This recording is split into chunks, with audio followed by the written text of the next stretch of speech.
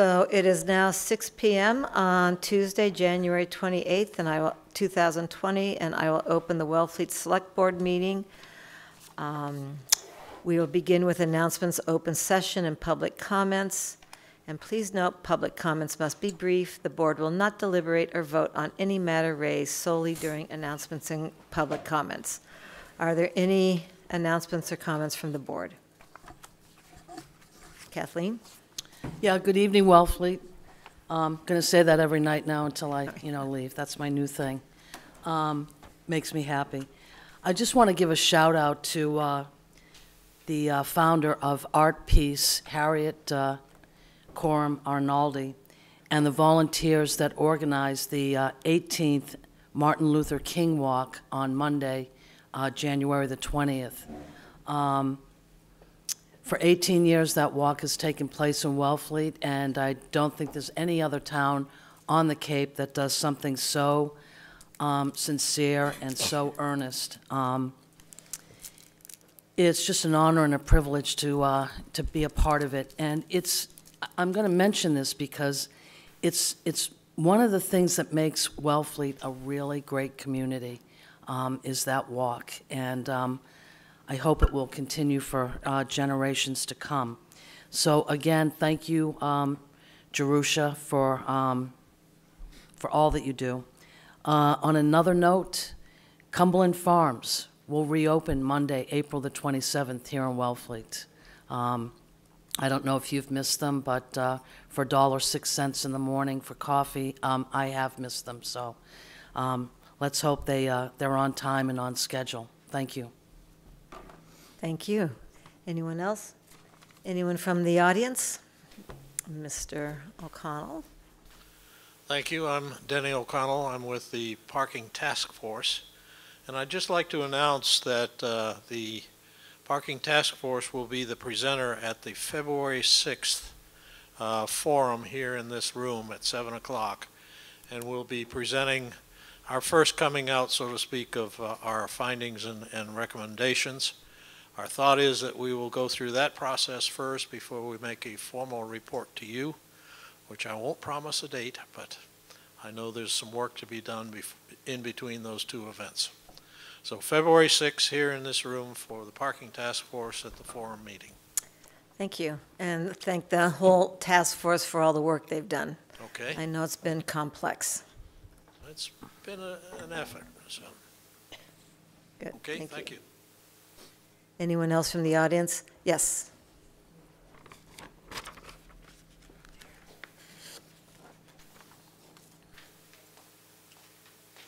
Yeah, I'm David Rowell, and I just had a comment about the water regulations, and something I hope the board might look at, or the water commissioners. That I was reading those over, and there doesn't seem to be any prohibition against hooking up irrigation if you're on the municipal system. And I just find that a rather wasteful use of water just to irrigate lawns. Now in Provincetown, they've addressed this a long time ago as they prohibit that. So if you choose to use irrigation, you use your own well. If you have to treat it, that's your problem. But I think the taxpayers should know that, we did not put that system in just to have green lawns. Now, hopefully you can address this with the water commissioners and maybe alter this policy, and perhaps even give, if that is such, give people time to get off of it and rehook up to their own systems. But that's just a needless waste of water. We all know how precious that is, and I'd just like you to be aware of that. Thank you. Yeah, good. Thank you.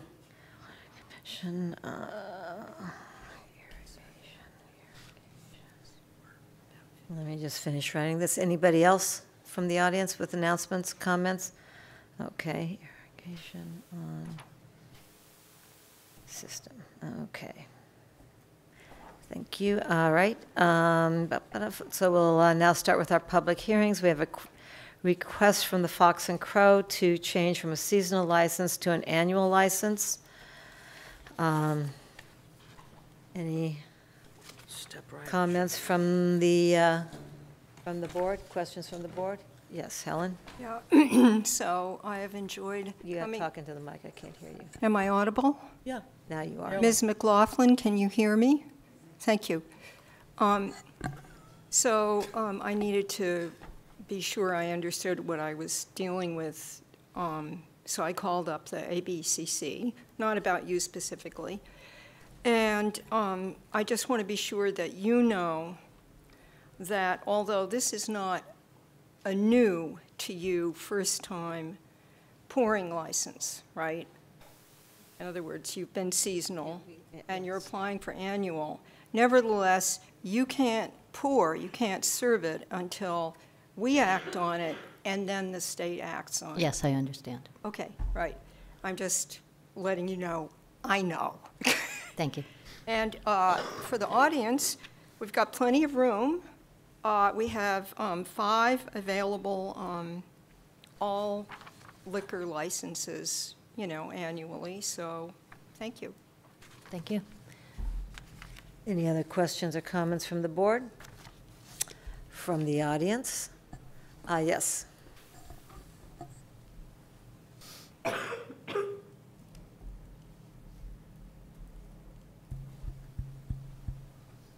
I'm Richard Robichaux, and I'm in a butter, and I support her 110%. I can't see how a restaurant in Wellfleet can survive without an all liquor license, and I applaud her doing this. Thank you. Thank you. Anyone else from the audience? Hearing none, may I have a motion? I move to approve the request from the Fox and Crow, Inc. to change from a seasonal license to an annual license for the serving of liquor. Second? All in favor? Thank you very much. Okay, thank you. I have the green cards. Do I just turn them into the town hall, or do I pass them over to you guys? What do you have? I just didn't hear you. The green cards from the certified mailing.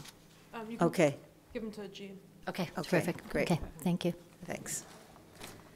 All right, moving on. We now have request to temporarily close the Wicked Oyster. Anyone from the Wicked Oyster here? Nope. Yeah. Oh, yes, okay, that's who you are.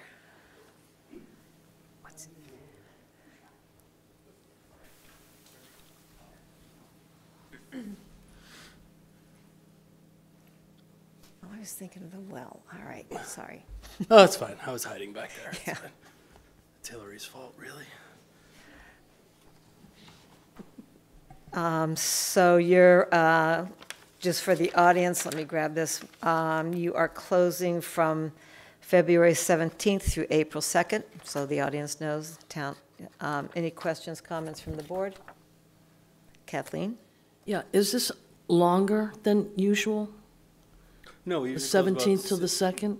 We usually close about anywhere from 6 to 8 weeks, depending on when the dates fall. So I didn't actually count the days, but it's no longer, no shorter. Okay, 6 weeks, right?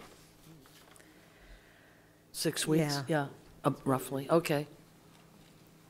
Any other comments, comments, questions from the audience? All right, hearing none, may I have a motion? I move to approve the request from the Wicked Oyster to temporarily close from February 17th, 2020 through April 2nd, 2020. Second. All in favor? Thank you. We'll miss you, and we'll look Yeah. forward to your return. 6 weeks is a long time. Thank you. Okay, and now, so we have 2 choices with the request for review of all town fees. We have seen a lot of these changes before, and I am right now forgetting, which is the one we haven't Board of voted on? Health. Board of Health. Okay, so did everyone get a chance to look at these? So we could move to continue these all, or we could vote on them, but not the Board of Health tonight. Madam Chair, we also, strangely, are not seeing any of the shellfishing fees in here. And I know that the Shellfish Committee did discuss these fees and vote on a recommendation a few meetings ago. But it's odd to me that they're not in here, even though, in a sense, we act on them as the Shellfish Regulatory Board. There still are fees, and frankly, I would prefer to do all the fees at one time, but, I can do Well, some of them now. we usually do. Does the Board of Health have any changes? So, do you want me to just? Hillary had informed me that the Board of She Health is expecting changes possibly, so that's why we're waiting. As for shellfish, I sent this out to all department heads and didn't hear anything from shellfishing. Yeah, I know they're working on it. Okay, well, it's your guys' choice. We can vote on all except the Board of Health, or we can vote them all in 2 weeks. I don't think anything's going to change in the week or so anyhow. Yes, Kathleen? Yeah, Madam Chair, we also didn't get anything from the harbor master. No, we did with did his the harbor report. master. We did do that. Right, but I still don't have that in front of us with all these other fees that we should, True, but we did vote on it 2 weeks ago. yeah, Yeah. not every fee that was down there, just with regard to overwintering boats and moorings.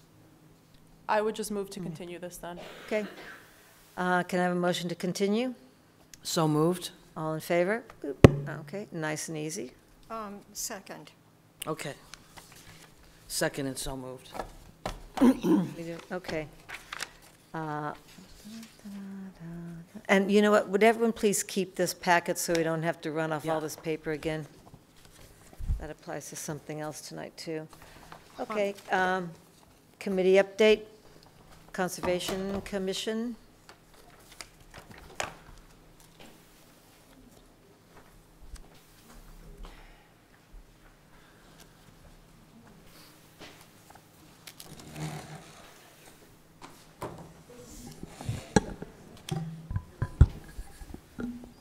Hello, Good evening. I'm Debbie Freeman, Chair of the Conservation Commission, and with me is the Conservation Agent Hillary Greenberg Lemos. Present also are other commission members, Barbara Brennicell and Michael Fisher. Can you speak more into the microphone? Pull it nice and close. Is that better? Yeah. Yeah. Okay. As you know, we're a 7-member board. We have been operating at 5 members, and I understand someone will be here tonight for your consideration, which we are mightily appreciative of, because it has been difficult maintaining a quorum in the winter with the 5 members. As an update, the 3 things that we are involved in, which are different from our usual charge of handling permitting within our jurisdiction, we are working on a draft Wellfleet Environmental Protection Bylaw with Joanne Morimoto of the Association to Protect Cape Cod. That's something that we had received a grant for, and that bylaw seeks to incorporate addressing climate change and looking at landward migration of coastal marshes and upland expansion of inland freshwater wetlands due to increases in sea level and stronger storm intensity. That's a draft bylaw, and we're editing it now. We anticipate that the editing will take some time, so I do not have a date when it will be available. We also have been looking at Wesley Swamp, which I know you've received a packet on, which is the issue of a pump operated by the town to drain this isolated freshwater wetland. It's been going on for decades, and this is a violation of both Wellfleet's local environmental bylaw and the state environmental laws. We're concerned about this because of the spadefoot toads there and because of the damage that's going on to the wetlands there. I know there's been a presentation to you in terms of documents, and we're looking forward to having the Board of Selectmen study the issue and indicate how you would like it handled and whether or not it's appropriate to build a berm there or use other resources to protect property behind Preservation Hall. We also are working on a CZM grant, which I'm going to let Hillary explain. And I think I'm going to hold off on that because it does appear later on the agenda, so we can talk about that in more detail in a few minutes. Finally, I just wanted the board to be advised that in 2019, we had a large number of what are called after-the-fact filings, which means that people went ahead and acted improperly in terms of destroying portions of wetlands or removing trees. And they were so severe that in 2019, we issued 6 or more after-the-fact filing sanctions of $1,000 each. And we're starting off the year seeing the same type of ignorance towards the Wellfleet environmental protection bylaws and regulations. And do you want to go into a little detail about that so the audience knows maybe you can inform people listening what they shouldn't be doing? Within your legal rights. What we've seen is everything ranging from removal of trees in the wetland buffer area, which is 200 feet from the edge of a wetland, to alteration of land within the 50 feet buffer zone, to putting stone steps in without any permitting, to building sheds without any permitting. Generally, people who might be aware but act as if the bylaw did not exist. We've seen this from landscapers, and we've seen this from private parties, and it's been a recurring theme. Kathleen? So I have a bunch of questions. I'll start. I'll work my way back. To get back to these misdemeanors, if you will. You say there's a fine of $1,000? And after the fact filing fine. Is it a one-time fine? It's a fine per violation. There is an additional fine of $200 a day as long as the particular activity goes unremedied. And has that been enforced? Yes. Okay. So we'll take their money and see if that, does anything. I have a bunch of questions about the Wesley Swamp. Okay. One, I never really knew it existed there, and I've lived here all my life, so it's just kind of caught me off guard. And 2, I wonder if you might talk about it being a vernal pool and what a vernal pool is with regard to the environment. So it's actually an isolated freshwater wetland. It's a perched water table, and there's special habitats for amphibians where they reproduce and live most of their lives. And there are not too many of them around town, so it is a special habitat. I know a couple. And is, when this was done? It was done in the 1970s. The pump was put into place. What was the reasoning? I believe it was to drain the water from the downtown. Wasn't about mosquito control? I don't think it had anything to do with mosquito control, just stormwater. Okay. And so it's been since the 70s that this has been like this. Yeah. And I guess does it affect stormwater runoff or? So John Portnoy worked closely with Tom Cambereri from the Cape Cod Commission, and they put in, I think, 4 monitoring wells around Wesley Swamp. We had reached out to property owners and sought permission to use private property to put these wells in. And what they found was that the groundwater and the surface water were not at the same intervals. So they're not, the pump isn't pumping groundwater, it's only pumping surface water. Okay. And remediating that is going to require removing the pump? So the pump actually had stopped pumping at 2 different segments. I think it was last winter.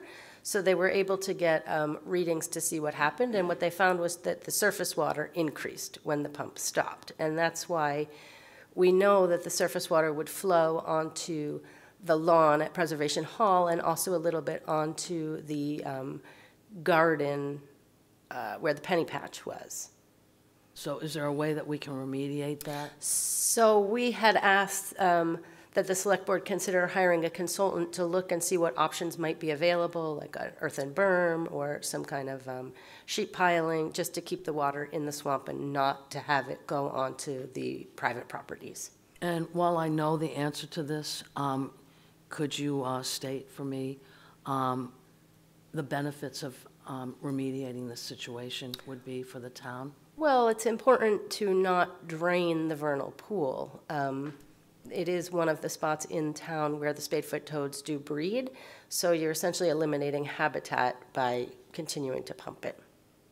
I live by a vernal pool, and in the springtime, it teems with life. It's just an amazing thing to be living close nearby to. So I get that. Thank you, Hillary. Yes, Helen? Let's get back to enforcement. In 1991, as an abutter, I became aware of one of the most egregious violations of the Rivers Act, the Wetland Protection Act. And the CONSCOM let it happen. It had already happened before it was allowed by the CONSCOM, and the CONSCOM would have had the right to say, you just pick up all that fill and get it out of there. I don't think $1,000 is enough. Yeah. I would not only have, but I want to hear, I do want to hear what the health conservation agent has to say about that. But I suggest that an undeniable blanketing of all the landscapers, all the people who could possibly be employed by people who could potentially be in violation, be given an update so that they can't claim innocence. And to have that happen sort of on a regular basis, it can be done with email. I'm sure that many of those addresses are available to the Health Conservation Department because they have to come in and do permits. But is there some reason you can't have a higher fee? So the $1,000 is actually an after-the-fact filing fee. That's not the fine. So that's what they pay to then submit an application. Where it's normally $100 to file a notice of intent, it becomes $1,000. Not enough, in my opinion. So in a addition to that, we have the non-criminal citations, which is $200 per day per violation, and that's, per state law. We can find that. And we do issue the non-criminal citations in addition to the $1,000 after the fact filing fee. And Madam Chair, again, through you, is there no further penalty? We could come to the Board of Selectmen and seek a criminal prosecution or a civil prosecution of some sort. That's a possibility, but other than that, no, there is nothing else. Kathleen, okay. Madam Chair, through you, back to Hillary, is there a way that we can go after the business license of the landscapers? They should be aware that they're violating, environmental I suppose there is, but conservation. For us, I think it's important to seek compliance. I mean, we don't want to harm or injure people. We just want people to comply with the regulations. So for us, it's about coming into compliance and mitigating the damage that they may have caused. But as you said, they know, they pretty Well, much. we suspect that they know. We hope that they know. I mean, sometimes I think it is legitimately a mistake, and sometimes it's not. Justina? The landscapers have customers who are pressuring, in some cases, that the work be done. So I would suggest going after the homeowner who put the landscaper in a tough spot. Just to respond, we have done that, and we have fined them both. So, I mean, I'm all for higher fines for that. I mean, this is the year 2020. I mean, unless you're under the age of 18, I would say you should know about the Environmental Protection Act and about cutting trees and landfill by now, especially if you moved to Cape Cod recently or you've been here a long time. So, yeah, you know, if you're cutting for a view, okay, all right. We have to get the board done first, and then we go to the audience. Mike, what do you say? I'd just like to say that it's not always clear that you're abutting a wetland as a landscaper. Sometimes there's things marked that are actually you're by a line of a wetland that is no longer wet or whatever, and it's not always clear. If you're cutting trees, sometimes you're too close to the sort of like line of where you shouldn't be on a wetland. I'm just saying there's different, like not all violations are equal is what I'm saying. So like to have a blanket fine for people who are, you know, maybe they should know, maybe they don't. It's not the same thing to limb a tree that's too close to the wetland as it is to fill the wetland or whatever. And I just kind of agree that it's more important to get people into compliance than it is to start, you know, dropping large fines on people who, you know, maybe have not intentionally violated the Wetland Protection Act. I mean, Well, you can limb a tree, right? You can cut the bottom limbs somewhat, No. not at all. No? no. Okay. Or top a tree or cut anything. I know topping a tree you can't, but you can't take the No. bottom limbs off? You have to come before the commission, See, which can I didn't be even know that. See. a very But I sim- don't have the occasion to do it, a so, very simple process. yeah. Who else had, Helen had the Yeah, hand up. so this is why I suggested the blast to everybody known who's ever, you have those addresses in the department. And just to put it out there, this board actually does a version of that when we have people apply for weekend or weekday entertainment licenses. We now copy anybody that applies for that with our general noise bylaw, right? So they understand when they can have loud music and when they can't. And that way there's no excuse, right? In other words, It's good, except for that people not all businesses are licensed, and not all businesses would know the law because they're not always licensed, or you get your son-in-law or your neighbor who's down for the weekend to do that. So that's kind of an excuse, too. I'm going to ask Ms. Vermeer, because you were a landscaper, so you want to come to the mic, if you're saying it in relation to that. It's Ms. Vermeer. Yeah, I am. Trudy Vermeer, and I've had a landscape business until I started the cafe, but the landscapers in Wellfleet are not licensed. So that, you just mentioned that, and that's one problem with trying to contact them. There are many, and there is, unfortunately, I always wish that there was more regulation, certification that they would have to go through, but they haven't. And one place you may want to reach out to is the technical school that helps put a lot of people into this occupation, because they don't teach them that, I'm sure of it, because otherwise they'd come out knowing that. I didn't know they taught that at Tech. Yes, Kathleen. Thank you, Madam Chair. Is some of this stuff going on in the dead of the night, or are we over that? We haven't seen that. What we've seen is it going on out in the open during the day. Okay, good to know. Justina. My partner is a landscaper and often has homeowners request that illegal cutting happen. It's not the landscaper's land this is happening on. It's the homeowners, and there's constant push to skirt the law or break it. So I'm not sure if I personally feel the landscapers are the problem. I think sometimes when someone has an expensive home, they want a water view, they want what they want, and you know, it's usually the customer asking for unrealistic, work. Not the landscaper. It's not their property. So can we legally raise the fines, or is it controlled by the state? We can. We can't, We can't raise the fines any more than they currently are, but I was going to say that we always send the letter to the homeowner, and if we know who performed the job, we send it to the contractor as well, and then we do invite both the homeowner and the contractor to a meeting to talk about it. So the homeowner is just as responsible, if not more, than the contractor. Yeah, I would hold the homeowner responsible. All right, well, let's all think about that. Thank you. Thank you. And so you don't want any decision or any comments on Wesley Swamp tonight? I think we just want you to think about it, and if there are Yeah. any questions, to get back to us. Yeah, and I have a question. Yeah, okay.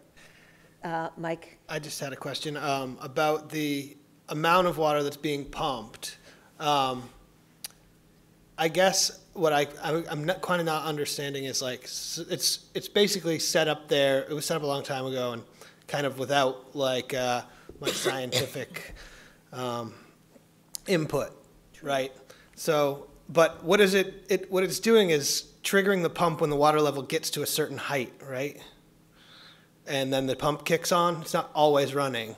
It's not always running. In times of high surface water elevations, it is always running, Right. and that's what actually broke it the 2 times this past winter.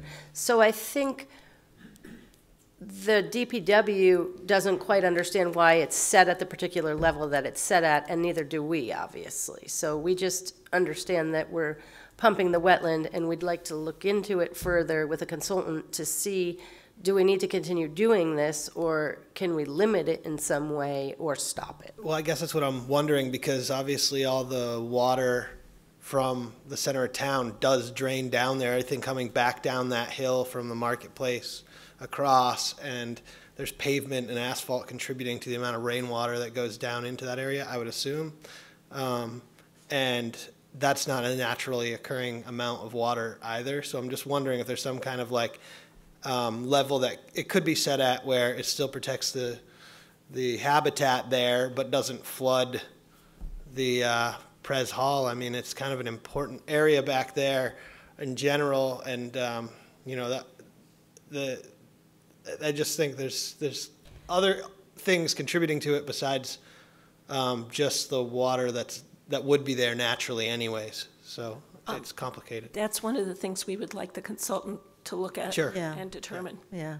Madam Chair. Yes, Helen? So, one of the things contributing probably, that row of businesses along that part of Main Street, the main strip, are all on town water, right?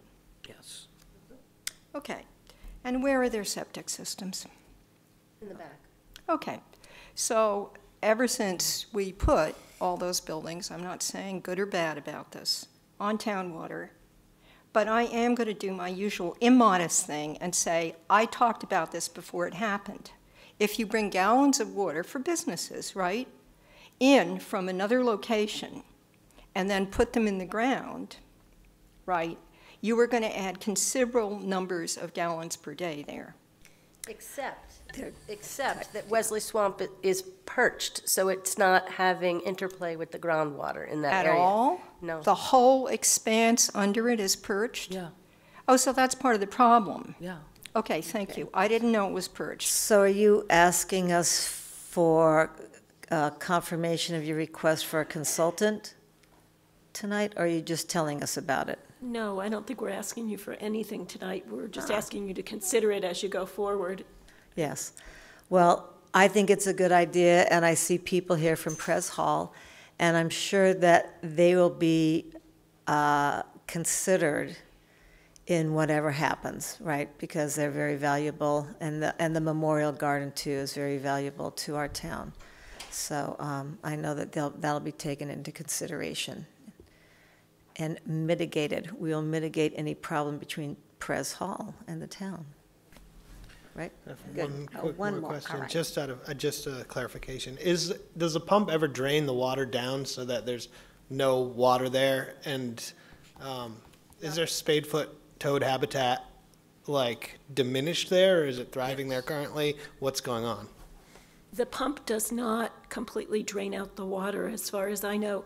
But there is a danger to the spade toads with the pump operating, yes. There's a lot of other wildlife in connection with the packet, too. I'm just wondering how. There's some newts and salamanders and peepers. So, okay. All set? Thank you. We're Okay. good? Thank you. Thank you. Thank you. Where are we? Conservation. And again, same with the select board to, this is the second packet I've received from this, so if you can save these, so next time they come before us, we don't have to waste this paper, and we can be good little environmentalists. Already done, Janet, see? I know, thank you. Janet, I'm lost. Why? Well, where was this on the agenda? 3, committee update, Conservation? Conservation Commission. Update, committee update? Where? Did you get this packet? Yeah, no, I got all of it, Yeah. but where is it on the agenda? 3, right here. Oh, it's in sorry.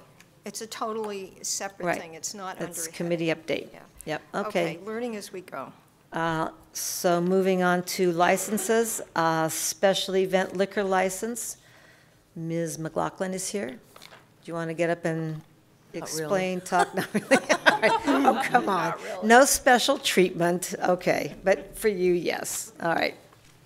So any questions about special event liquor license for use at Adams Lodge from the board? My Oh. question? Will you promise to have fun? My question is, are we all invited? Oh. That's an emollient.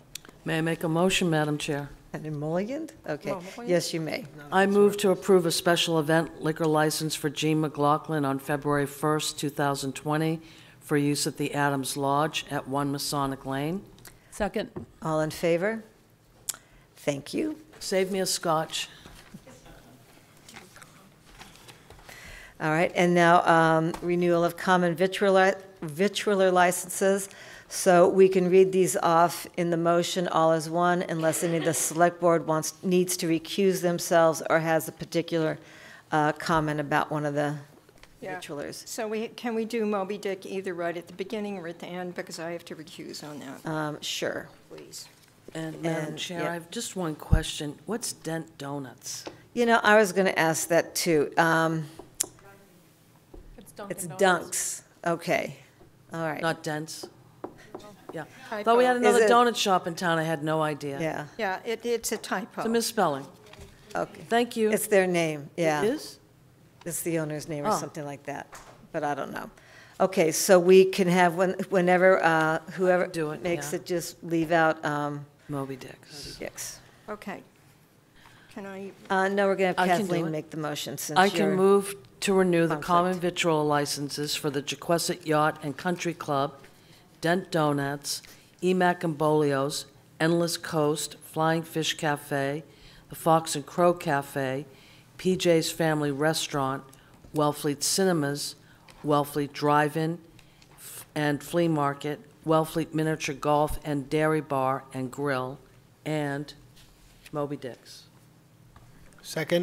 No, not Moby Dick's. Oh, keep it So out? she's going to, yeah, okay. So, Keep your shirt on.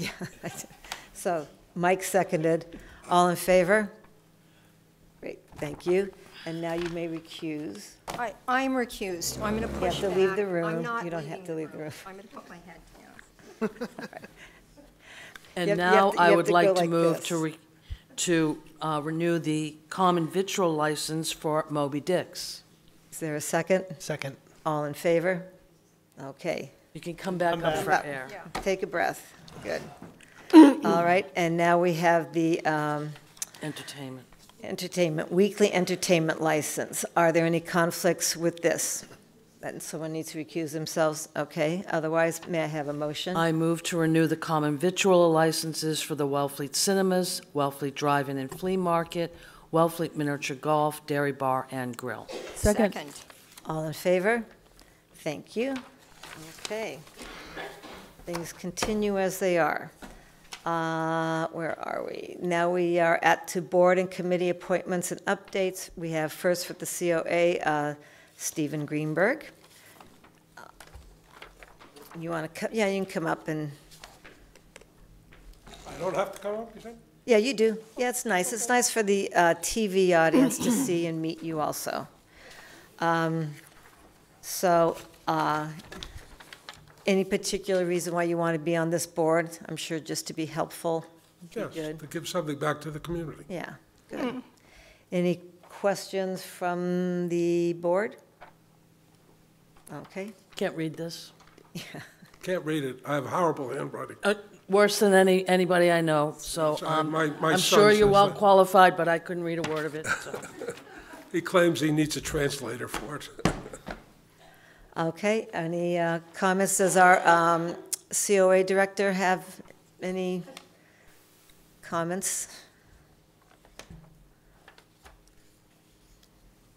Suzanne Grant-Thomas, Director of Community Services. We would welcome Steve's presence on the board. He's attended a few meetings and contributed in general discussion, and he would be a welcome addition. Wonderful. Thank you. May I have a motion? I move to appoint Stephen Greenberg to the COA Advisory Board for a term ending June 30th, 2022. Second. All in favor?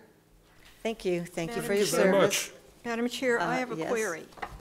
If it's about this, we've already moved on. No, but this is Okay. actually kind of important. So just before this, Kathleen, did you move to renew the common victualler licenses for Wellfleet Cinemas, et cetera, or the renewal of weekly She entertainment did the license? weekly The entertainment. weekly entertainment. She said weekly. Okay. That's my typo, Helen.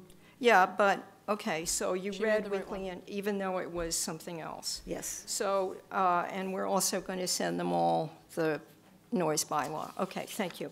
It was just unclear to me what was read. I was just checking. Okay. Yeah, because you had your head between your legs, so, yeah, I get that. No, that was the previous one. Oh, And it wasn't between my legs.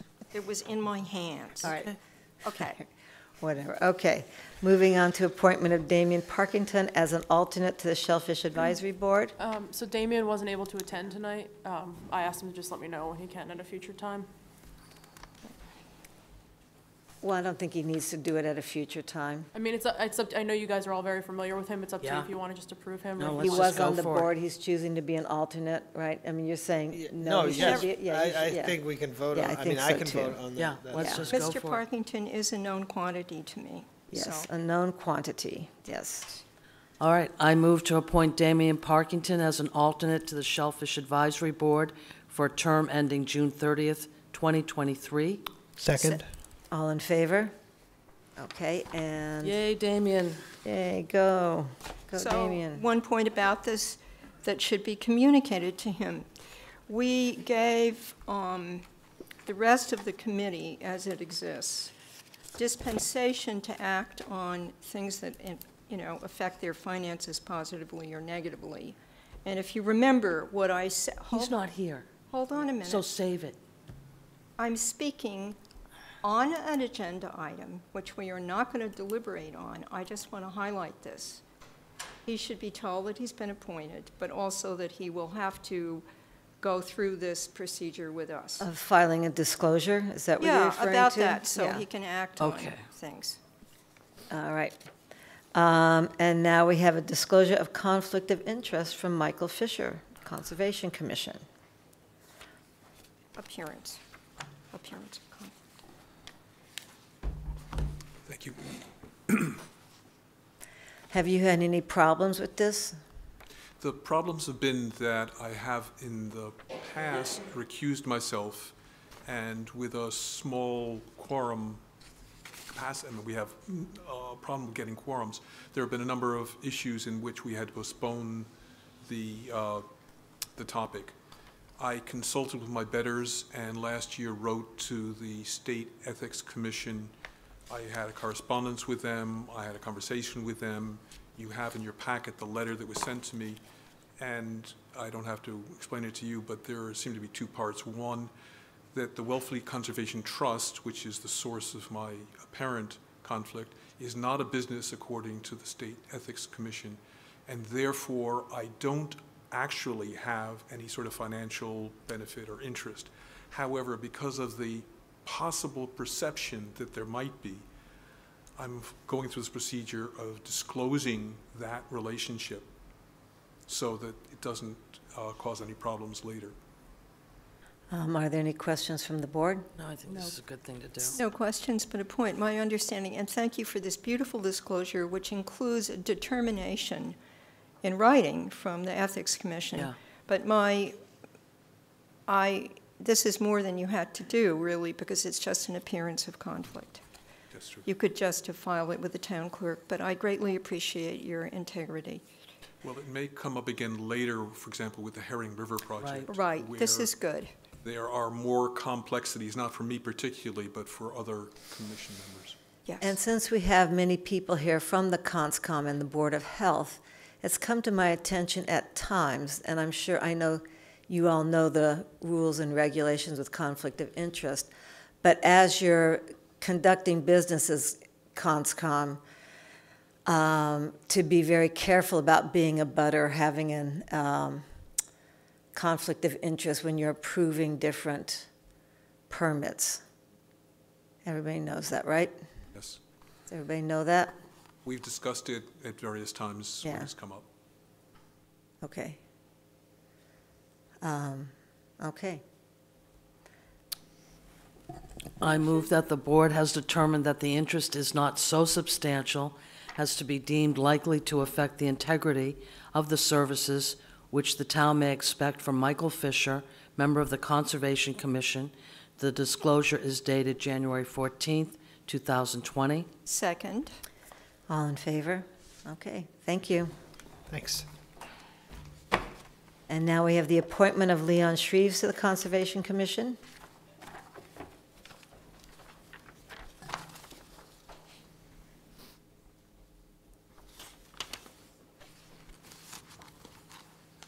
Good evening. How are you? Fine, thank you. Any comments about your enthusiasm to be on the CONSCOM? Yes, I've been to a couple of meetings. I've seen, we were working on the bylaws one time, and at the normal meeting I went to. So I saw the kind of business that they do. I'm very interested in the environment, and that's why I live here. Yeah, good. Not Eastham or someplace farther south. Also, I worked with the National Weather Service for 6 years on their modernization of their forecasting systems. So I worked with meteorologists and river forecast systems. So I have an appreciation for the interplay between weather, climatology, and the effects thereof, especially with the water. That's pretty important, I think. Great. So just again, since CONSCOM people are here, usually we get, so this doesn't apply to you, but in the past there have been times when the committee didn't know the person was applying or they didn't want that person on the committee. So it's important that all committees, and if you're aware of this, to put in a note that yes, we want you, right? Madam Chair? Yes. Now, I'm going to say what I always say about that. There have been many different kinds of committees over many different kinds of years, and they're not always all that great. They can have their own agendas, and frankly, we are the deciders about who gets appointed. It's nice when the committee welcomes a member, but in my deep past in Wellfleet, that has occurred simply because of wanting to collaborate on things that the committee really shouldn't have been doing. So I do care about the committee wanting somebody, but I really care about the health conservation agent in this case not feeling it's a terrible idea. Deborah Freeman again, Chair of the Conservation Commission. Mr. Shreves has been at 2 of our meetings and has been an active participant, and we would appreciate very much confirming him as a member of the commission. We think it would be to our benefit to have someone with his knowledge and expertise. Great, thank you. May I have a motion? I move to appoint Leon Shreve to the Conservation Commission for a term ending June 30th, 2023. Second. Janet, I'm going to recuse. Okay. Mr. Shreves is my neighbor, and I like him very much, so I'm biased, so I'm going to recuse. Okay, all right, okay, good to know. All in favor? Mike, are you raising your hand to say something or to vote? Be in favor. To be in I favor, just yeah, good, okay, quit thank you. to the draw, I Justina, guess. you're an aye? Aye, okay. Madam Chair? Thank you. Is it clear to you that you can't miss 4 meetings in a row spread out over more than 30 days? I hadn't heard that, but that's Yeah. fine. Okay, I'm here a lot, so. okay, good. Thank you. Thanks, Thank Leon. you. Yes, and since, go ahead, you can go, sorry. But to know, every committee person, including myself, always needs to look at the regulations with being on a committee, because there are some. Conflict of interest, open meeting law, and attendance. Okay, so we're up to the coastal zone management. Yay. Oh, boy.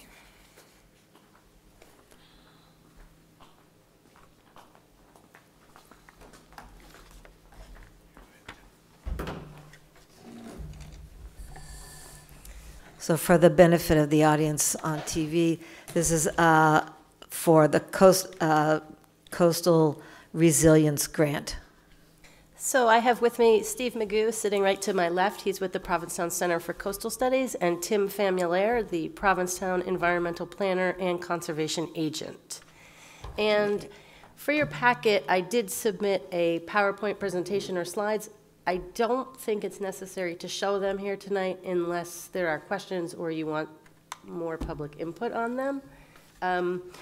For the past 2+ years, the health and conservation agents from Eastham, Truro, P-Town, and Wellfleet have been meeting on a monthly basis, and we come together to share ideas and identify areas where we can work together. And out of those meetings, it became obvious that we had a joint interest in managing our shorelines. So all four communities participated in the MVP planning process over the last year, and we jointly had 2 common priorities, and one was shoreline protection and the other one was beach nourishment. So when we saw an opportunity to apply for a coastal resiliency grant, we went ahead and did that, and we did receive $115,000 to develop an intermunicipal shoreline management plan for the eastern Cape Cod Bay from Rock Harbor in Eastham up to Race Point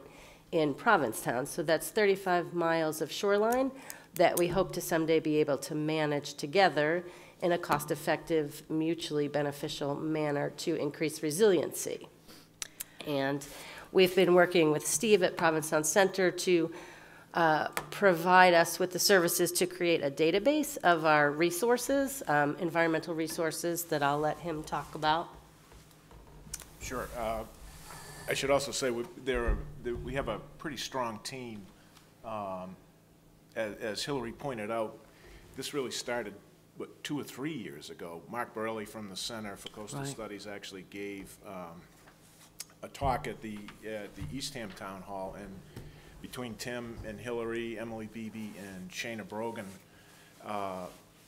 they really carried the ball to get it to this point. We've worked extensively with the state and Steve McKenna with the Mass Office of Coastal Zone Management, and Steve has said that this is really the first time that he's aware of in the Commonwealth that folks have been interested in trying to really step forward with a regionalized approach to common resource management. And so it's pretty exciting from that standpoint. Currently we have a database that I checked today has over 75 files that we've been able to compile. So a lot of those files are new ways to look at this data. The center itself, we've done, actually working with Dan, we worked on the sediment budget for this area of Cape Cod Bay, and we've completed sediment budget work now from the Cape Cod Canal all the way around to Provincetown for the Bay, and then Graham Geis's work actually extends that down to, on the backside, to Chatham and the Chatham Inlet area. And that is a fundamental component of what we're looking at to try to decide how do we break up these management areas or manage them effectively. So we're trying to use a lot of the work that has been done and then to try to map out areas that we do need to fill in in a second phase. This is a multi-phase project because it is so complicated. And one of the things that, I don't know if Hillary's pointed it out, but one of the things that we want to come out of this is a draft MOA between the 4 towns that really comes off of your current intermunicipal town agreement. And that really, at this stage, it's just an agreement to say that we're going to continue to work on subsequent phases. I think that the draft was included in your packet, so if Yeah. you do It have was, comments yeah. on that, we would gladly take them now, because we'll be talking about that tomorrow at our regional meeting as well. Well, I want to say that this is exactly what the state, the county, and all the towns need to do, is to work together and realize that we're not separated by a boundary on a paper. So this is great. Been hearing about collaboration for years, and you guys are doing it. So, and it certainly is needed. And I think you're ahead of the game, kind of.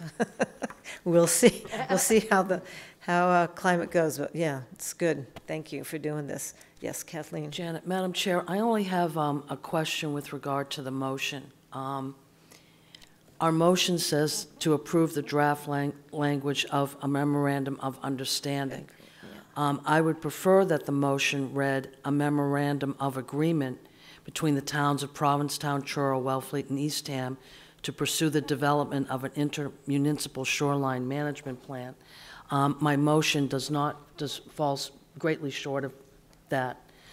Second, I'd like to congratulate Hillary. I'm very proud of you. You're going to be the project manager on this, so thank you very much for the town of Wellfleet. She has been, and she's been doing a Yeah, great job. she's a rock star. Thank you.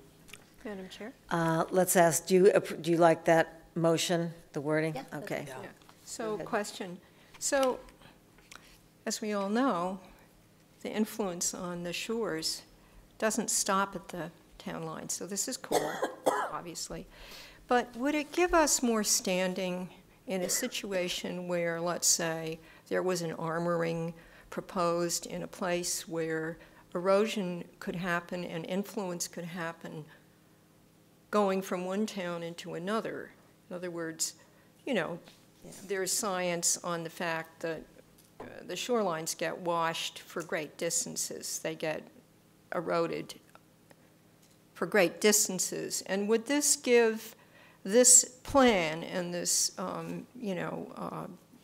acknowledgement of the influence from town to town, would it give resistance to environmentally, shall we say, unwise things a little more standing, possibly? I think it would give us the opportunity to make smarter decisions. Yeah. So if we know that we're putting sand here and it's just washing into this area, for instance, we could then say, oh, instead of just putting it here, because that's what we always do, let's move it to Eastham so we can watch it travel to P-Town instead of continuing what we're doing, which we know isn't working great.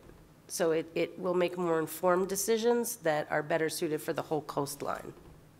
And that will be substantiated because you've all agreed to be one unit environmentally, which in fact you are. So that's cool. Thank you. Okay. Anybody else? So do you want to repeat your motion, please? I move to approve the draft language of a memorandum of agreement between the towns of Provincetown, Truro, Wellfleet, and Eastham to pursue the development of an intermunicipal shoreline management grant. Or coastal zone management grant. Yeah. Second? All in favor? Okay, thank you. Thank you for your work again. Gets done. And now we have the Housing Authority as also applying for a grant, which is wonderful. And just Yes, Dan. for the audience too, this last coastal zone management grant is part of the MVP, which is most vulnerable projects. Municipal vulnerable, okay, that's how I remember it, by most municipal vulnerability preparedness, which is a state, where'd the housing people go? Oh, I'm sorry, they're just behind, okay, yes. And then this too, coming up with the Housing Authority, applying for the housing choice designation is also an important part of state funding. So do you guys want to come up and answer any questions?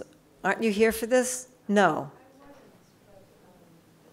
I think Dan should do this, Janet.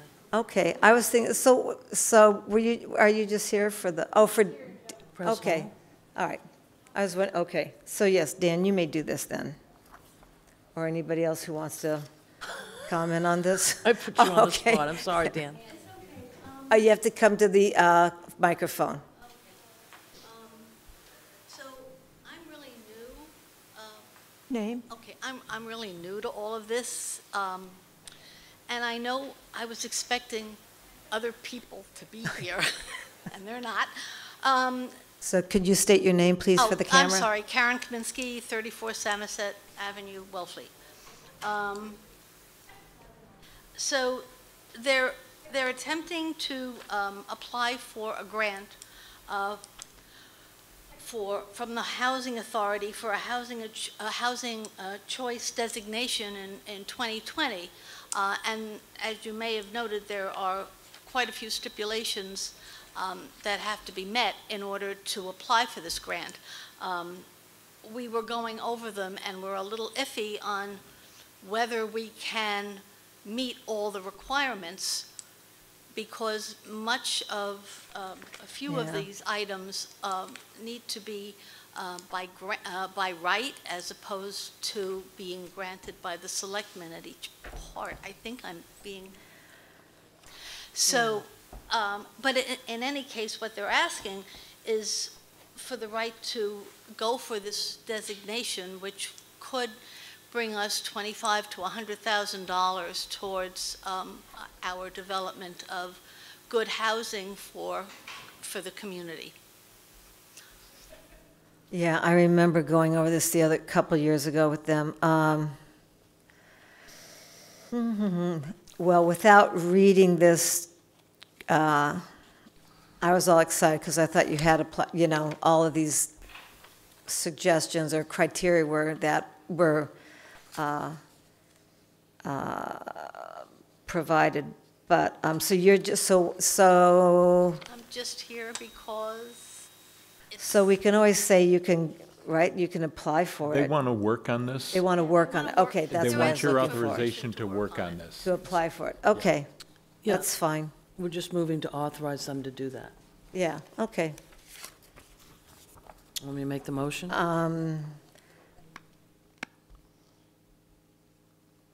Yes, but it should be clear that not at this rate, like that none of things Gotcha, Janet. might not be Gotcha.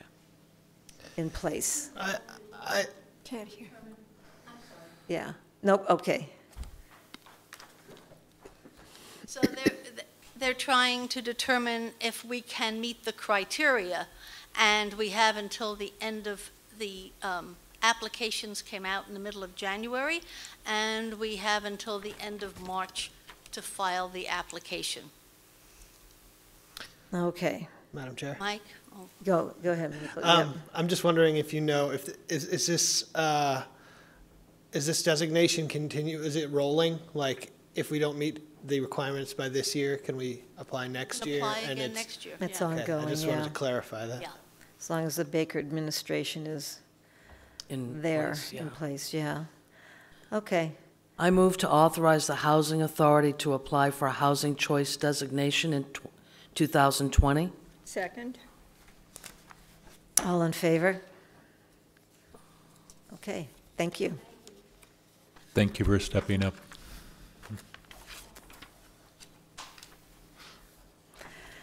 Oh.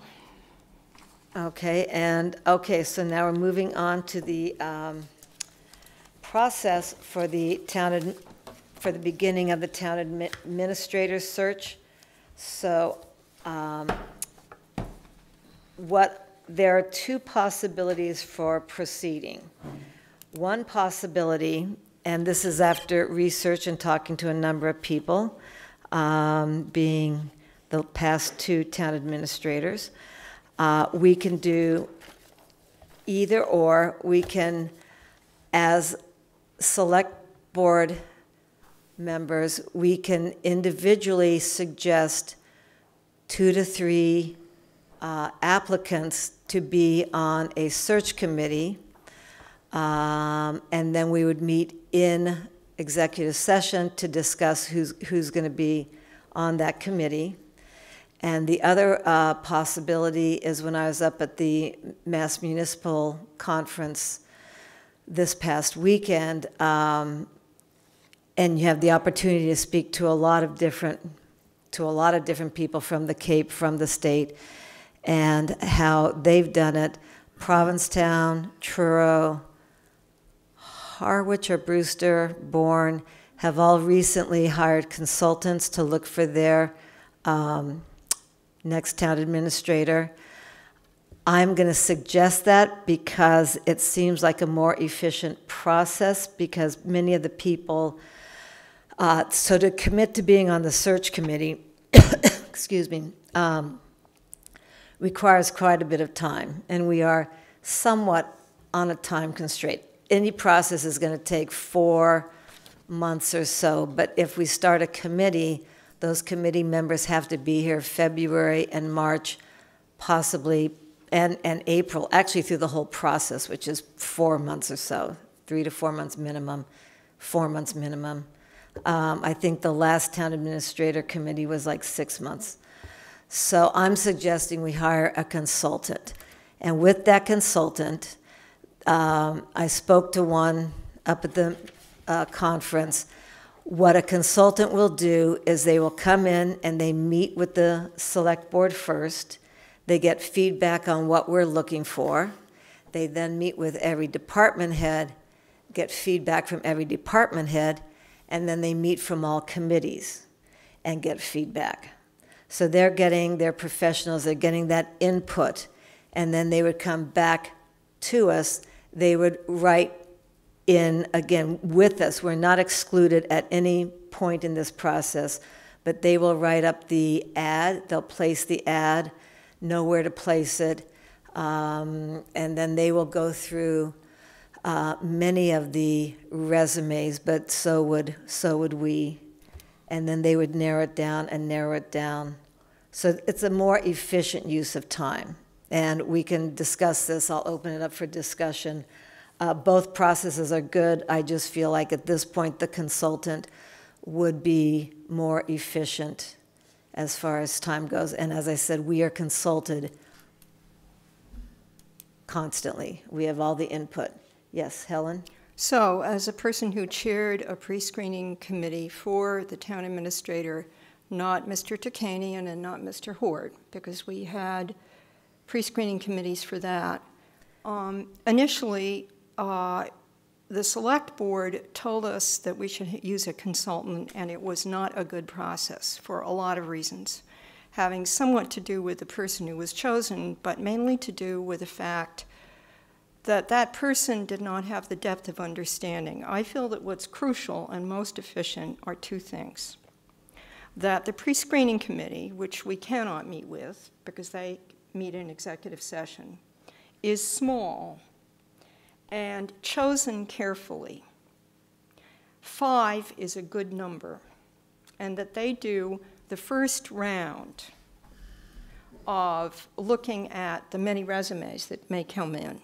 And then they do a first cut, they do a first set of interviews, and then it gets given to the select board, who can only meet on this in open meeting, right?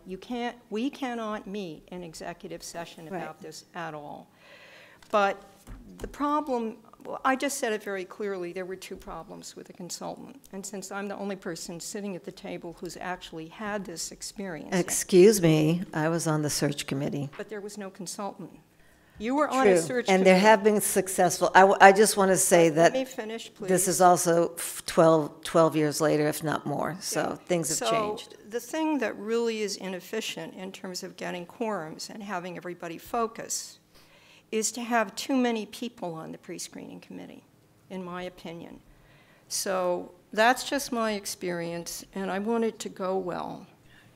And I also want there to be a quick process, because one of the problems with one of the 4 that was appointed, I think I was the second one, was that we lost some very good candidates because this board, who were the deciders, didn't meet on it, you know, efficiently enough. And we lost, I think, 3 different people that applied that we could have at least had a chance at, who might have been good.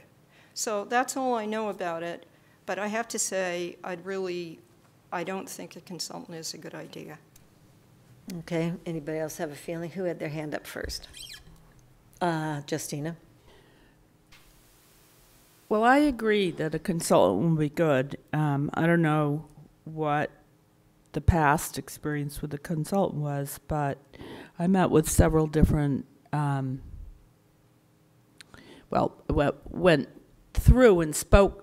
through the trade show and spoke to several different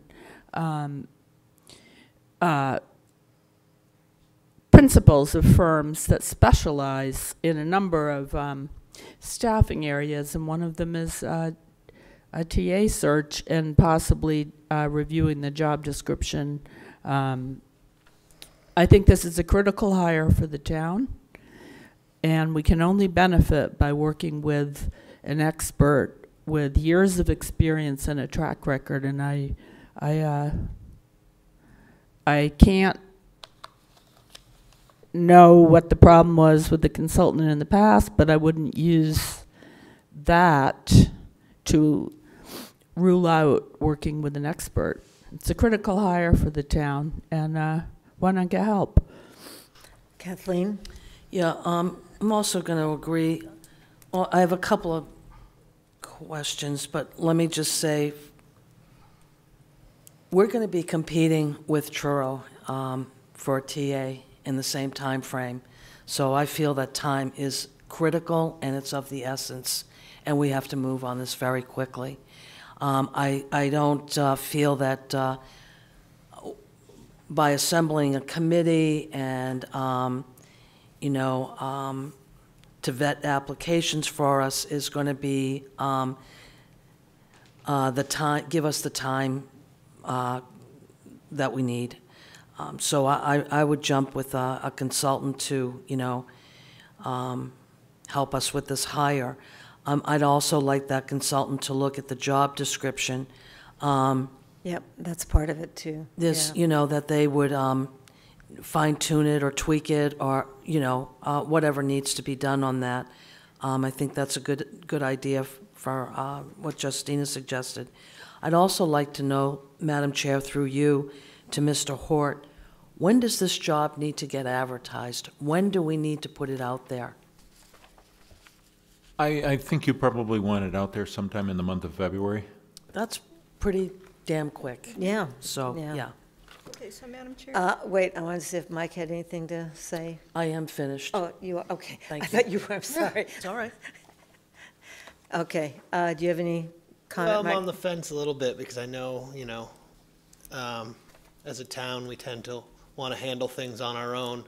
But I think the speed in which we have to actually put this out there, it makes sense to have a consultant. I'm curious about the cost of the consultant, but also the terms in which the consultant operates, and if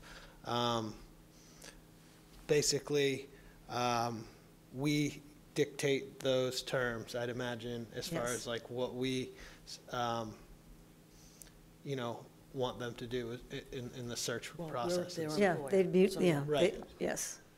And when we are consulting with the consultant, is that in executive session, or is that So that's in public? So no, it's like when he comes before us, you know, so I don't know, because this is very, very brief, and Justina talked to people, I've talked to people. I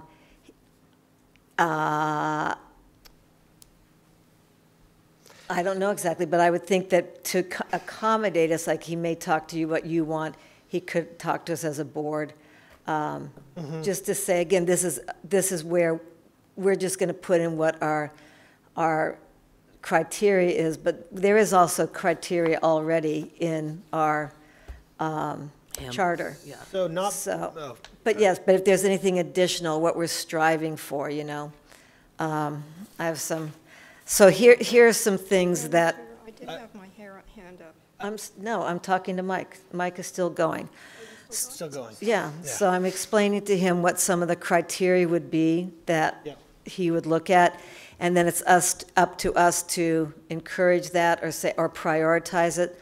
So when in the resume, you would look at leadership, financial experience, procurement, education experience. These are not in any order, okay? Experience, communication skills, management, legal skills, and community, how they would fit into our community, or how they feel about our community. So these are all things that we, as a board, would narrow down, prioritize, and then he would present us, hopefully, with 10 or so, you know. So when Mr. Hort was running, there were like 70 applications, and we quickly narrowed it down to 50, down to 30, and this took a lot of time, and then down to 10, or then to 2015, then 10 or 7, and then so on and so on, and each time it took a week. The select The committee select would committee do that. did that, yeah. That narrowing process. So in this situation, the consultant would narrow it do down.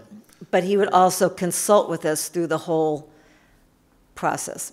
Yes, Mr. Hort. So Mike, in response to what you just said, generally how this would happen is you would have a search committee that would work with your consultant. So Right, the okay. selectmen are not going to narrow it down. That was my next question. The If we search could have committee- another committee that would be The search committee working with the would bring forward 3 to 5 3 to 5 candidates for the candidates. select board to interview. And it's not until that situation that the names of the people actually become public. That was So- exactly the question I was just about to ask was, you know, can we get to a point where we're not having to go through this huge process with Exactly. the consultant without another committee working on that too? Yeah. Okay. So we are presented with the final 3 to 5 candidates. And then that is also not at our evening meeting. We had usually, in the past, we had A work special meeting. meetings, a work meeting, where we would interview the final candidates. Helen? So yes, so that is a more normal process. What I was hearing initially was just a consultant would do the first screening. I was not good for that. So what you're terming a search committee is a pre-screening committee. They meet in Screening executive committee, yeah. session. They discuss people's resumes, and they do a first round of interviews, right? Again, I'm going to say the way that works efficiently and well is not to have too many people on it. However, before we do that, and time is of the essence, we have to interview this consultant. We have to have applications for that, and he or she has to come before us. We have to look at their resumes, and we need to have that on our, I guess, next agenda. But how can word be gotten out to recruit applications for this quickly enough? Well, what I will do, if that's the route that you want to take, is I will start calling people and ask them to submit a proposal to us to handle our town administrator search. Yes, and then they would then come before you, and you would be able to interview them with their proposal and determine who you're most comfortable with. And at the same time, and it could happen at the same meeting, which I think would be efficient, we could have thought up and put out words, done a little sort of outreach for, let's say, 5 people to be on the pre-screening committee. And I can already, and what I think works best, but let's talk about it right now, is not to have any one of us on that, but to have 5 other brains Yeah, we're not plus a going to. consultant on it. Do you see what I'm saying? Yeah. And to think very carefully about who goes on it and to make it very clear to them, it's a short commitment of time that's very intense. and very It's not a short commitment of time being on a screening committee. It can happen more efficiently than not if you say to them, you're going to be meeting twice a week for X amount of, maybe for a month. That would be, you see what I mean? That's a big commitment, and that's Yeah. not a short amount of time. Madam Chair. Yes, Kathleen. Through you to Helen, Madam Chair, I think we're going to find I think we're going to have difficulty getting a screening committee together to commit to this. I do, because it's a difficult job, and we're going, yeah. Yeah, we want the committee in place. I've already done a little outreach on this, and I think you're going to have a hard time finding 5 people who are going to step up to this and jump into this feet first that quickly. Give me a chance. Okay. I just forgot what I was going to say. Just lost it. So word has gotten out, by the way. So locally, and I'll say locally, possibly in Massachusetts, word has gotten out that we're looking for a new town administrator. So again, I would like, Justina's got names. I've got a name of a person who is, here's a whole list of his things. He's the one who hired the new Provincetown town manager, and everyone at the meeting last weekend came up to me and said how wonderful their town manager is, how wonderful this consultant is. So that's one really good qualification. And he's the one working with Truro, and he even said to me, I know the difference between Truro and Wellfleet, that there's different criteria.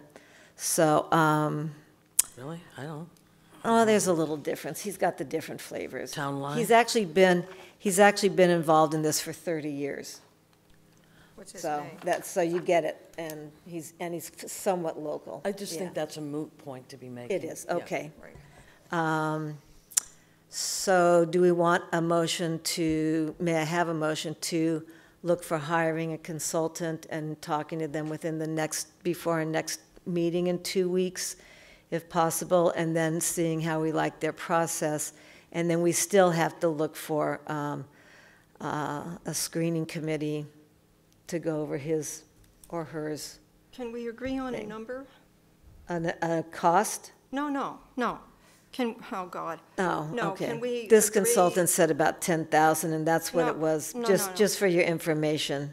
No, for the number of people. Yeah, does 5 sound good to you? In my experience, that's a good number. So 5 sounds good, especially if we have a consultant. If we were going to not have a consultant, I would say 7. Yeah, but we don't, Yeah. Just as an FYI, last time you did this for my search, you had 7 on a committee. Yes.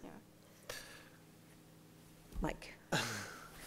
I was just going to say maybe we should hire the consultant and then see what they think about the number of people that should be on there and make a determination at that point. They've been doing this and working with other towns. This man said 5 to 7, that it's our choice. I don't have experience in this process, so. Respectfully, we are the ones that have experience with the quorums being achieved, and we have 2 people sitting at the table. So I hear what you're saying about 5. Yeah. You've said it twice. I'm not against I 5. get it. Yeah. I get it. 5 to 7. I'm just saying if we're choosing the screening committee and there's 7 really good people, we'll go with 7. If there's 5 really good people, we'll go with 5. We just need an uneven, more than 3, less than 10. Let's just go with that. Okay.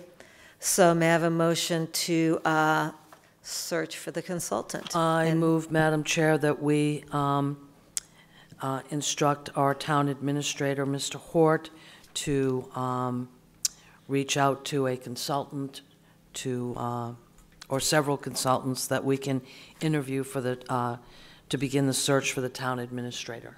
Second. All in favor? Thank you.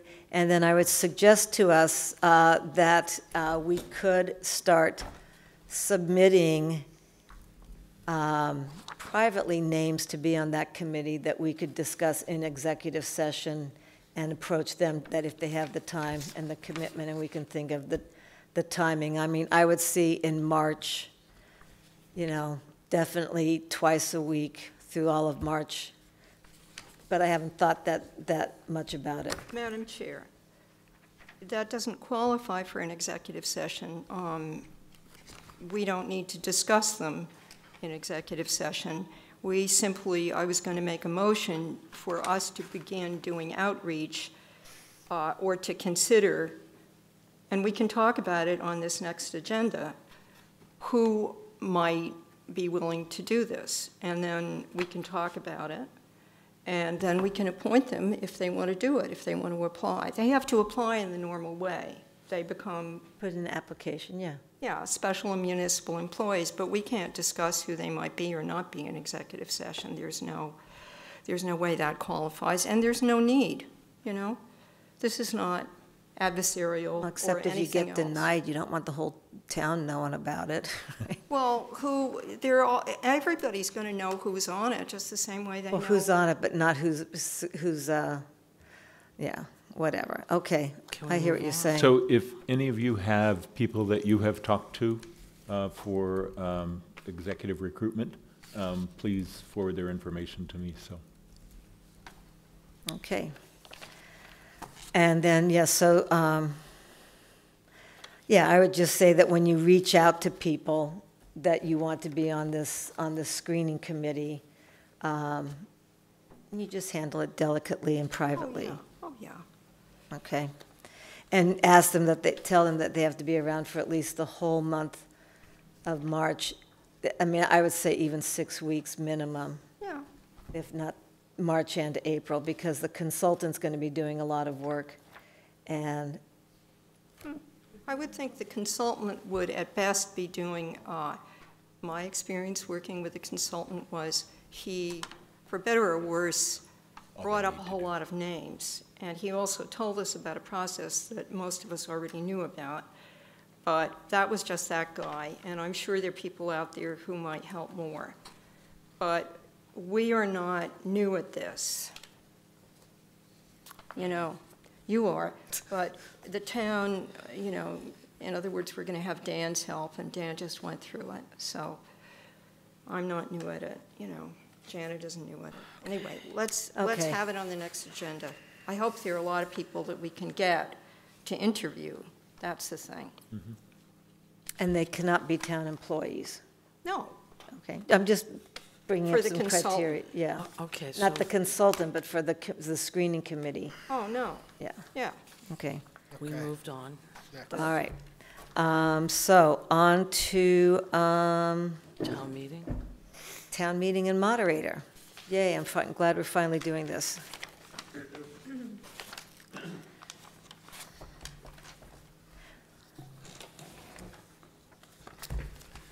Good evening. I'm glad you're revisiting, just to refresh the memory of the people who might be watching this. Following the last year's annual town meeting, I submitted a memo to the board with some thoughts about what was working well in town meeting and some suggestions for going forward. I think, I don't think this will need to go over the things that I think are working well. The points that I think are worth discussing, and Dan did some, Mr. Hort did some good follow-up on this after we met. One of the questions that came up was, you know, is there a way that we can provide childcare? And Dan reached out to Mary Beth Rodman, the principal, said absolutely she could make a room available. Excuse me. The question is the logistics of how we make that happen. And I'm not that tied into the community, obviously, that needs childcare, but I think it would be a good idea perhaps to reach out to the either the PTA or the school committee or some combination and see are there ways to use people who aren't qualified as voters. One of the thoughts that I had over the years is if we meet on a different night than Eastham, perhaps some folks from Eastham could do childcare for us and we could do childcare for Eastham. I know depending upon the schedule, I think normally our town meetings don't overlap with Eastham. They do with Truro. Troy normally meets the Tuesday when we meet Monday. So if we go 2 nights, that's a possible conflict. I don't know. The other possibility would be to hire some babysitters. Whether I don't know whether there's a budget for that. I don't think it would be super expensive. I don't know what the going rate for babysitters is, but the possibility would be to hire a couple of babysitters. I think the trick is to get the word out that we're offering this. And I could certainly do what I can in terms of trying to meet with people, putting it on the moderator's portion of the website. I think the town hall could certainly do it, make people aware of this. The trick is working out the logistics. Mr. DeVasto, you might be somebody who's a little more tuned in with that population. Not yet, perhaps, but I think you're of anybody, you're probably the most likely to know, who to reach out to, maybe for babysitting or something like that. So. That's my thought on that. I know that Mr. Hort spoke to Mia Baumgarten in terms of one of the other points was that I made was could we make town meeting a little more accessible to people who have hearing difficulty. I know people have come up to me and said I just don't go to town meeting because I really can't hear what's going on. So I know Mia has looked, I think she's done some initial research and hopefully we'll have some assistive hearing devices. They work, they tie into the board that we use the same way the wireless microphones tie in, which we normally don't use the wireless mics. So there's enough capacity in that board. And again, I think, I don't know where Mia is on this exactly, but I know that she's done some research on it. Madam Chair. Yes. I followed up with Mia and asked her to get pricing for me so that we can purchase those and have them for town meeting. Do you have any thoughts as to how many we should have available? And my guess is we may rent them because if we're only going to use them once a year, it doesn't make sense to buy them and then put them in a case. But any idea as to how many? I would guess maybe half a dozen to a dozen at the most. I don't. It's hard to know without making it available and finding out how many people want it. I guess it'd probably be better to is it better to run out and then we find out that there really is a great demand for it, or is it better to over prepare and find out that we only have 1 or 2 people? Again, this is the kind of thing that unless people are aware of the fact that these are available, they're not going to be asking for them. Right. I don't know if maybe some of the other towns that use this, you have a sense of out of a voting population of 200, how many would you normally need? Do you know if we need any equipment for that? Well, the equipment would be some sort of a device that somebody wears. And the new board that we purchased a couple of years ago has the capacity to take the inputs for that. That's kind of what I thought. Yeah, I think. It's an antenna, it's a transmitter and a receiver, and the receiver plugs into the board just the way the wireless microphones do. So I don't think we'd need a lot more equipment. I don't think we need a significant investment in equipment to accommodate that. I think it's a matter of the devices themselves. And again, it's the kind of thing that you go to the cinemas, something like that. Museums, things like that. Yeah, museums. So, Mr. Hort, will you continue to have Ms. Baumgarten look in on that? We will have them in time for town meeting, so. Yeah, and I would agree that having too many is better than having too few. Yeah, I think Audio Associates, Steve Welch and Orleans has helped us a lot with improving the sound system, and I think that's probably somebody we'd be looking to. They've got the expertise on how. I'm guessing they do this at some of the other towns on a routine basis. And I just want to kind of get this continued. So it was kind of left up in the air with childcare. Mary Beth Rodman says it's a good idea. How are we going to get who's going to be in charge of this? I mean, you could put it out on Facebook to see how many, or social media to see how many parents would be really interested in this. But then to say, how do the parents want it? I mean, maybe maybe they can alternate taking care. Maybe they know, I would say, some teenagers who can't vote but are that are well-known. Mhm. So I don't even know if there's a PTA. Yeah, there is. So could we ask the PTA to be in charge of this, or? Yeah, I'm not tied in as much in that community. I don't do Facebook. I don't have access to social media. The school committee, maybe? Perhaps. So I'm just saying, before we leave here tonight, because again, it's the end of January, town meeting comes up before we know it, to have this organized at this meeting. I'm Yes, also Courtney. just wondering if the AmeriCorps members would be willing to do it as some of their service. Yeah. I am the babysitter for the chair of the PTA, so Okay. I could see if she. Could you check into that then? And if it doesn't work, just get back and we'll come up with more suggestions? We will take care of this and work on it. Okay. I'm being overly cautious and thinking of that we have to, I've got to talk to our attorneys. Right, Because if that's, this is thank you, that was town- going to be if something it's too. that- town-provided childcare, do we go and do Yeah. Cory checks on people? Well, that's why, yes, exactly, that's what I was thinking, that's got to be approved. Yeah, and if Courtney, if you could, maybe keep in touch with I think me. Yarmouth provides childcare, so I'll check in with that town and see how they handle that. Who does? Yarmouth. Yarmouth, okay. And I believe one year we did provide it, and it just wasn't used or something. So, Mhm. but yeah, that doesn't matter. Okay. Well, a lot of these things, people need to know that it's there. Yeah. And sometimes it's going to take a year or two for people to find out that that's available. So, Yeah. But yeah, I'd appreciate, if somebody think can it- reach out to the PTA. And I'll be more than happy to come and help make a pitch for it. Will you be happy to babysit? Yeah, another. I'm kidding. Okay, so let's move on to the bylaw change at 6 o'clock. Well, can I just back up to one other thing? The other one sort of technical thing was whether or not there's a way to get a better projection system. That was bullet point 4. Okay. And that's something I think would have to be coordinated through the county IT department, since they're the ones who provide all of our IT.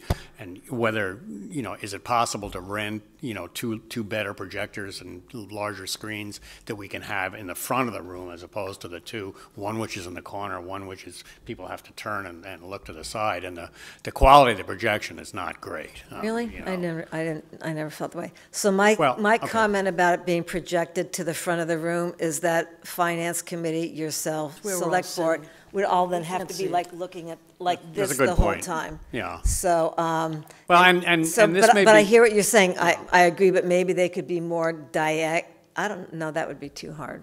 Well, and Look, yeah. Part of it is less as important as it might have been a number of years ago, because we do print the motions, and I think that helps. What's missing is if somebody has a presentation that they want to make, a PowerPoint presentation, half a dozen slides or something like that becomes hard to see, especially, and I've put out a set of standards for that, and I've asked people, I should say I've required that people submit that to me ahead of time, so I can review it, not for content, but for legibility, so that you don't have a deck of PowerPoint slides that, each slide has, 40 lines of type on it. That just doesn't work. So I've gone back to people, and people have been receptive to my suggestions about how they can make their slides cleaner and a little more visible. So maybe this is not as much of an issue. Maybe we just go with the way we're working. One of the things that I would like to see, though, is better coordination between the two projectors. I know, and I hate to cast aspersions on the IT department. I know when Christian was doing this years ago, Christian Patapi, there was no problem. Both projectors, popped up the same content, the same time. The way it's worked now, I don't know what the issue is, but the IT folks need to maybe step up their game a little bit, so that, both projectors, are showing the same thing at the same time, and go through that smoothly, because I think it's frustrating. So that maybe that's something that Dan can talk to the IT folks. Is it just a matter of them bringing another piece of equipment? Sometimes it seems that they come and they're kind of relearning how to do it each year. Which shouldn't be the case, but we're paying the county for those services.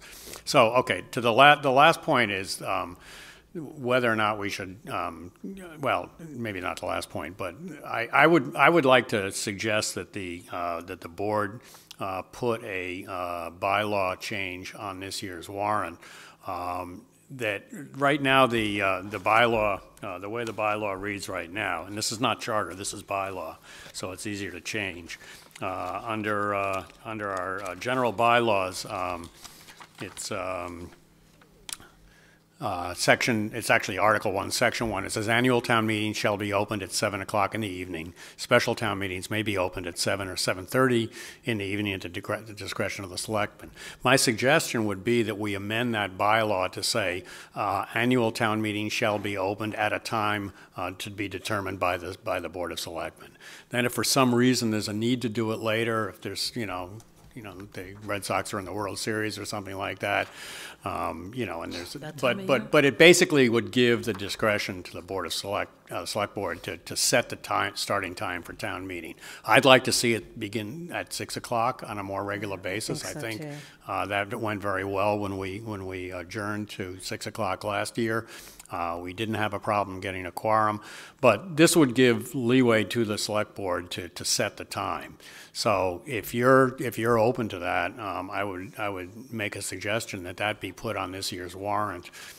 We still have to do it at 7 o'clock this year, but I would suggest a bylaw change so that it says it could actually say annual and special town meetings shall be opened at a time to be determined by the selectmen.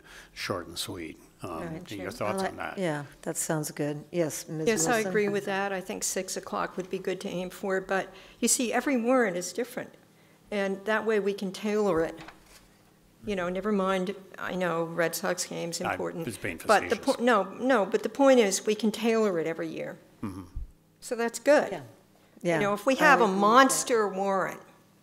Okay, right? we got it. Yeah. So do you want us to vote right now about that? It's not necessarily. I mean, it's up to you. But when you're putting the warrant together, I think Dan's looking for articles by the 31st. I will write up an article for that and present it to you, and then you will vote at that time whether you want to insert it into the warrant. Respectfully, it's an amendment to the article that already It's a bylaw amendment. Bylaw amendment, yeah. Okay, Which is that's passed. It just takes it's a simple majority to amend the bylaws. It's not even a 2/3 vote. Kathleen had a question or comment? Well, I disagree with starting town meeting at 6 p.m. I think that for working people, trying to get a family fed and get there by 6 p.m. is difficult. They'd likely not show if they. Well, I would. I'm not finished, Janet. Okay. Thank you. Take those big pauses. Sorry. Second, I'd like to say that, for the Select Board, this is usually a meeting for us, a Select Board meeting, which means we'll be getting there 4:45, 4:30. So you might want to think about that. That's all I have to say. Yes. Okay, go ahead, Justina. Yeah, I kind of agree with Kathleen. I think for people with jobs, landscapers, everybody. Well, just people working for a living. I'm sure that, Dan, you've thought it through. I mean, what is your thinking on it? People working for a living sometimes have a hard time staying till 11 o'clock at night too. I mean, it goes both ways. I don't. Right. There's not a perfect time that's going to work for everybody. Sure. Maybe make it at 6:30. I mean, there's nothing that says it has to be an even hour. Right. But people need to know when the meeting is starting, and they find that out from the warrant. When the Select Board creates the warrant, in that warrant it gives the starting time. Right. And that's something. But you're just thinking it goes too late.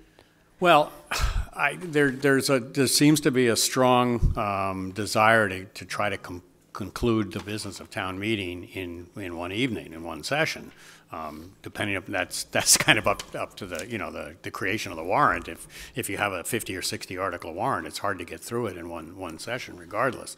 But I think it's possible to get more business done without staying really late if we start earlier. I mean, that did seem to work at the second session of town meeting last year. you know, I'll be there one way or another, and I'll stay as late as necessary. So it's kind of up to you. And to some extent, I think it's up to the voters. If this is proposed as a bylaw change, then it's up to the voters to say yes or no. We don't want to come at 6 o'clock. We want to eat dinner first. Sure. Or Madam Chair? But I would say the same thing. It works both ways, where parents would also want to get home earlier rather than 11 o'clock at night. So yeah, we'll leave it up to the voters. Madam Chair? Yeah. Well, We have just asked the town administrator to draft a bylaw that would allow us not to have it be at 6 and to do it at our discretion or the board's discretion. And a lot of people I know who stop work at around 4:30, which gives you some time. And this is just a few days of the year. And I think being able to tailor it to every warrant and to be able to look at what was being presented, you know, it's our cabaret, it's every year, and we have to look at what's going to be presented. And this gives us the option to do it at 6 or to do it at 8. Yeah. And you know, when this goes out Just on the kidding about warrant, we'll get feedback. So I think the openness of the regulation change amendment is a good idea.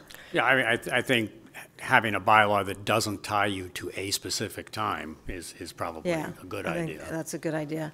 What were some of the other suggestions? I have a couple comments too. I have one comment. Oh, Mike, sorry. I just am a little concerned about it not being like a relatively same time every year. I know a lot of people just kind of like go town meetings at 7 or whatever. So I would suggest maybe having the discretion from the select board, but actually selecting a time unless altered by the select board or unless, changed by the select board.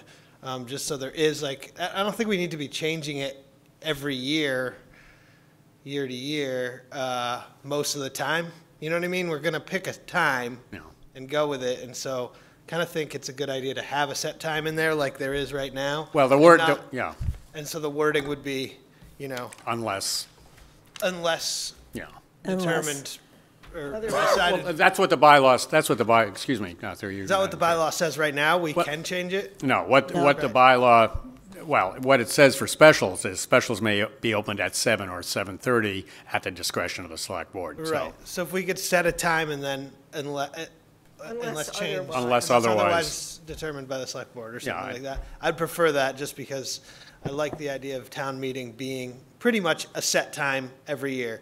Whether we determine what time that is, it should be kind of standard. However, we'll leave it to the voters, I think Mike's point is a good one, though. Yeah. I think the idea that people have an expectation it's going to be at a certain time is a good one to set. The other side of this, so here comes my suggestion that I got from the people who register the voters coming in. So town meeting starts at 7. It really doesn't start until 7:30 because there are so many people really trying to get in, and there's a huge line. So one of the suggestions was that we add another. Are they registrars? Registrars, yes. Yeah, we add an extra person at the table, or even have 2 tables. So I don't know who's in charge of the registrars. That's the town clerk, I think that's the town clerk's purview. So that would be, a matter of hiring another person to sit there. Yeah, but they said that's what they all said last year to me, that one more person would really do the trick of getting everybody in more quickly. 2 would certainly be better. But, okay, so that trick is where you put them because people I know. still have to. Yeah, I know, get room in there. Probably work that out somehow, but if Jen has the authority to hire additional registrars. And then also on the list, we have, we did location of screens, bylaw change, childcare, assisted living, assisted hearing, consent articles, with especially Proposition 2.5 vote.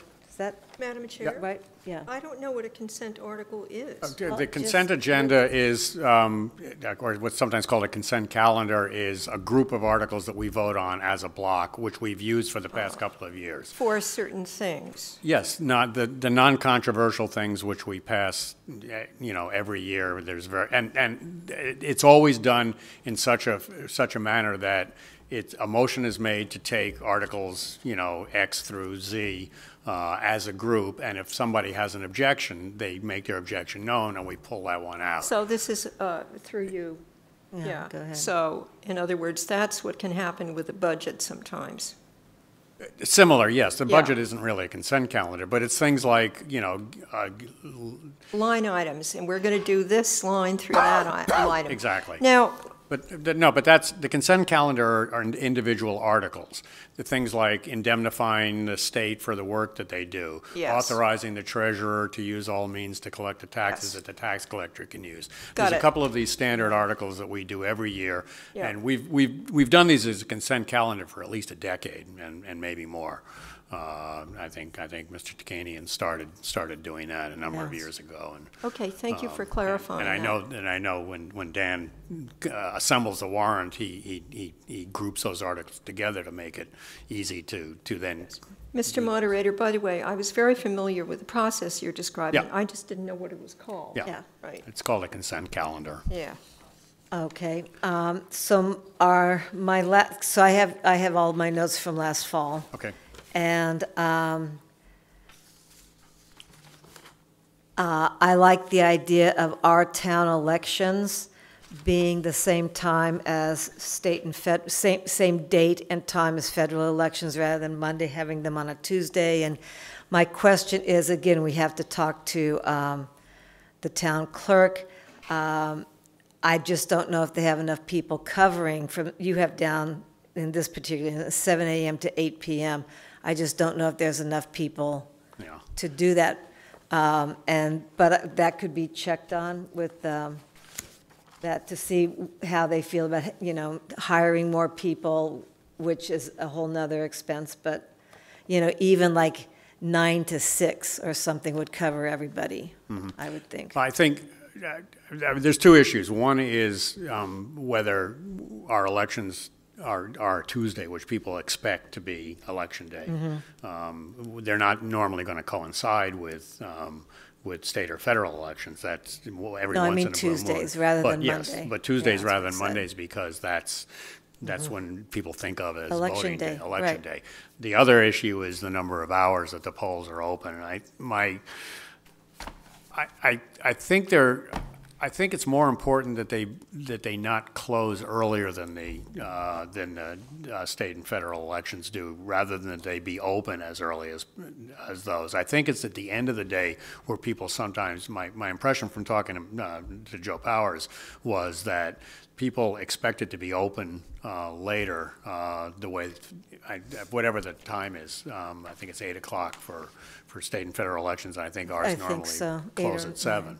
And he said that there were people who showed up expecting to vote to be surprised that the polls were closed. Whether it be open as early, I'm not sure that's necessary. But as you say, maybe not.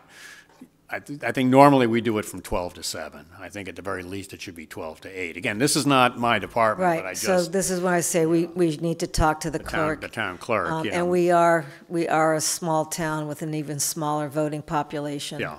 So, Maybe if 9 you to could see 9 what to 8 they're- or 12 to 8 or something like that. But I think Yeah. I think the end of the day issue is perhaps more of a factor than the beginning of the day. Okay. I'd just say that the beginning of the day is important too. People try and vote before work. Well, and sometimes people leave town. They're not coming back till later in the evening. It's good, at least some morning hours. Yeah, I don't I think know there was a noon is question an of whether or adequate not they time could to get enough poll workers. I think that Yeah. was one of the concerns. Yeah, I think that's really our primary concern. So this is where I get to ask, should we have the voting hours according to the tides? No. No. I'm kidding. Of course not. I'm kidding. No. That's usually what we do. Okay, Just so morning. does anybody else have comments on Danny's suggestions? Yeah, so how many times have I heard what Mike just highlighted? I went, it wasn't open. So I feel two things. We already. One, there should be outreach. And Social two, media. yeah, no, lots of outreach, like just every kind of blast about what time it's open. And secondly, to try to have it be consistent. So I'm agreeing. Well, I think that's what we're figuring out, and, But I'm adding yeah. the blast thing. yeah. So you are recommending that we think about 2 town meetings a year in order for us to be able to limit town meeting to one night? Yeah, that was the last point I wanted to revisit, discuss with you. There are a number of towns, quite a few towns that have 2 annual town meetings. One is primarily a financial meeting, and the other is all the other business that the town has to do. Zoning bylaws, bylaw amendments, all the other stuff the town does. I like the idea of doing that because I think it almost guarantees that you're going to get your town meeting done in one night, and it gives the opportunity for people to focus on important issues without feeling rushed.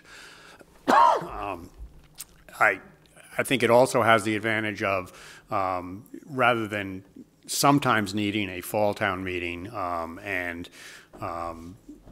scrambling, we've had fall town meetings in October, we've had them in September, we've had them in December, we've had them in November. It's been all over the map in terms of over the years where we've had fall town meetings. I think it's probably somewhat advantageous to know that you're going to have a fall town meeting in October every year or November every year, whatever it turns out to be. And I think the idea of dividing the work of town meeting up makes it more likely that people are going to be willing to sit there and pay attention and be good citizens if they're not feeling like this is something to get done.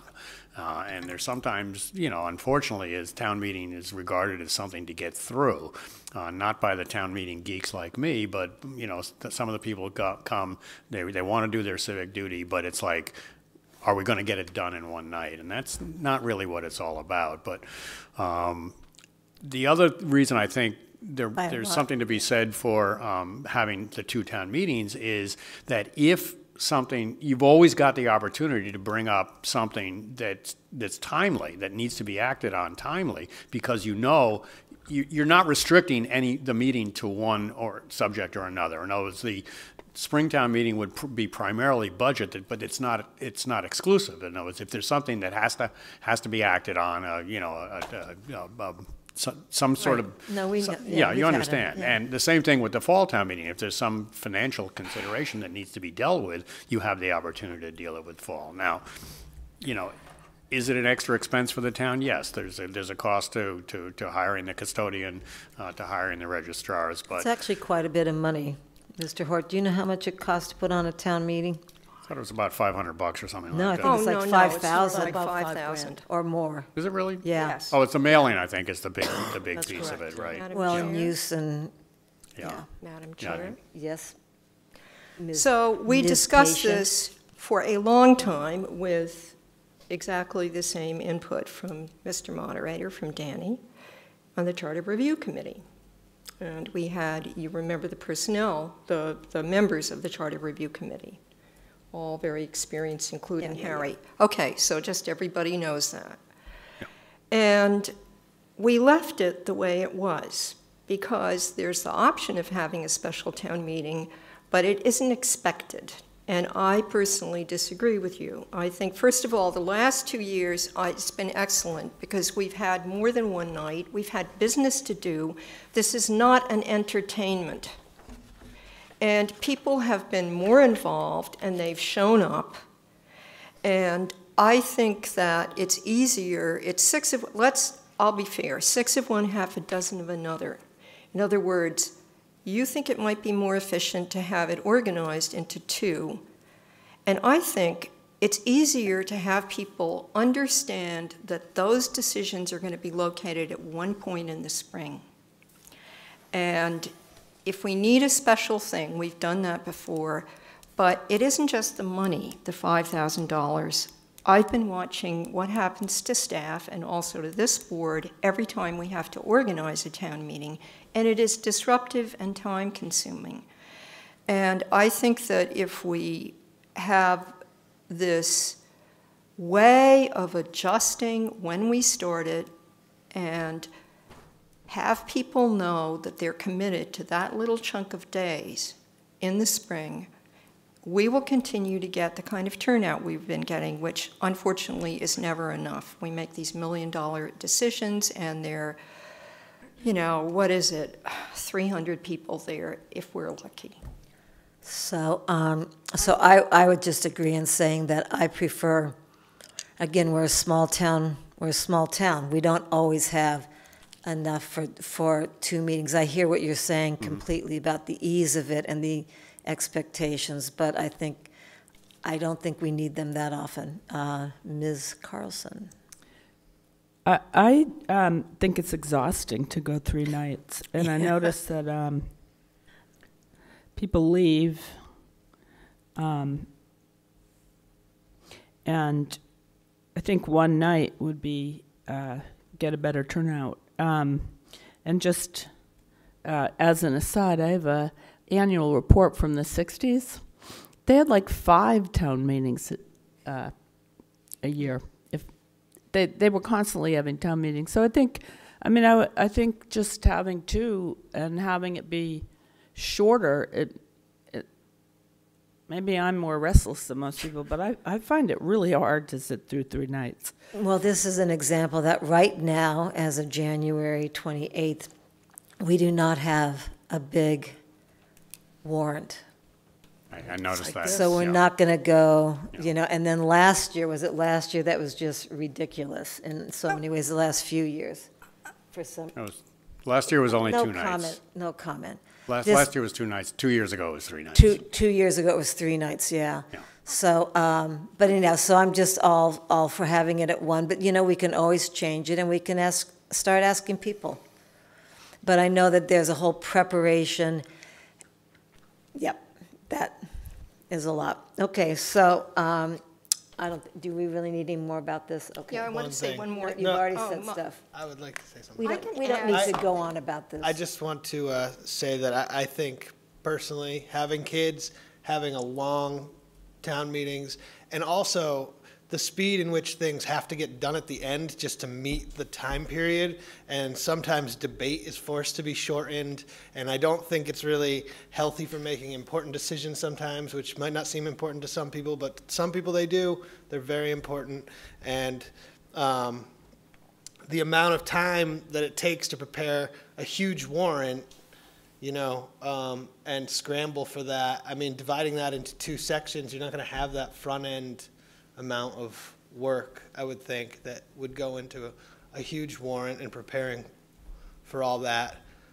So personally, I'm in favor of it, but do I think it needs to be every year? Obviously, if we don't have a big warrant, we could say we're not having the second town meeting, we're going to put it all into the first town meeting. But I think it maybe warrants a trial to maybe just split our town meeting into 2 and see how people react to it, because I see a lot of people come and then go, you know. They're there for like 2-3 hours. That's all they can handle, you know. It's also what they want to be there for too.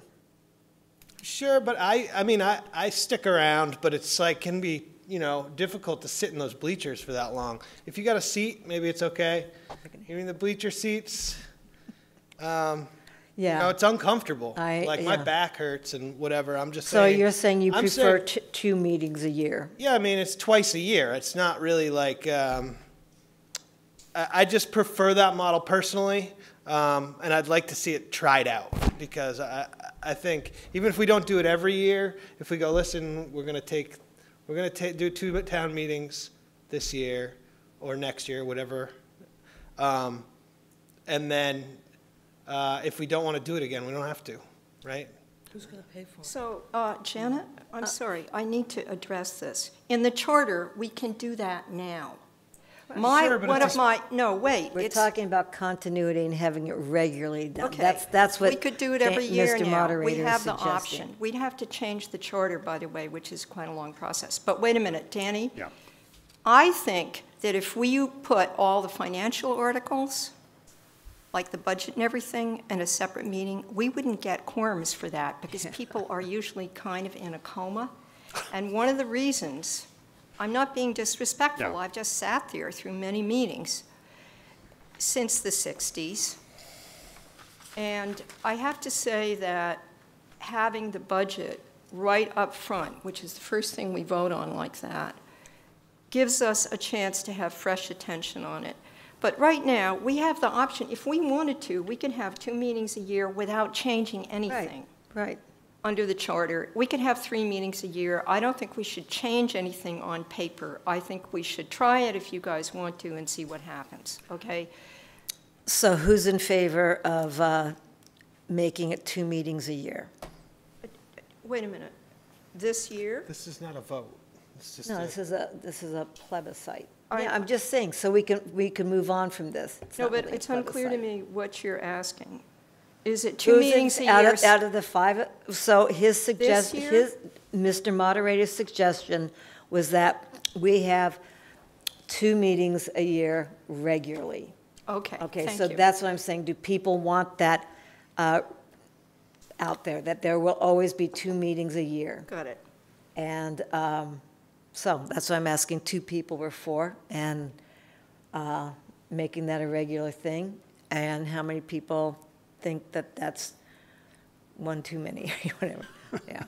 Yeah, I like what So- we've got where we can do it if we need to. I think, again, the expense, the cost to people who go and participate in it, but I hear what you're saying, and Okay, I know a well- lot of people, I like the idea too, but not just- this year. Can I wasn't necessarily suggesting it for this Yeah, year, but yeah. this was something to think about. And we can Two start- other Oh, comments then. okay.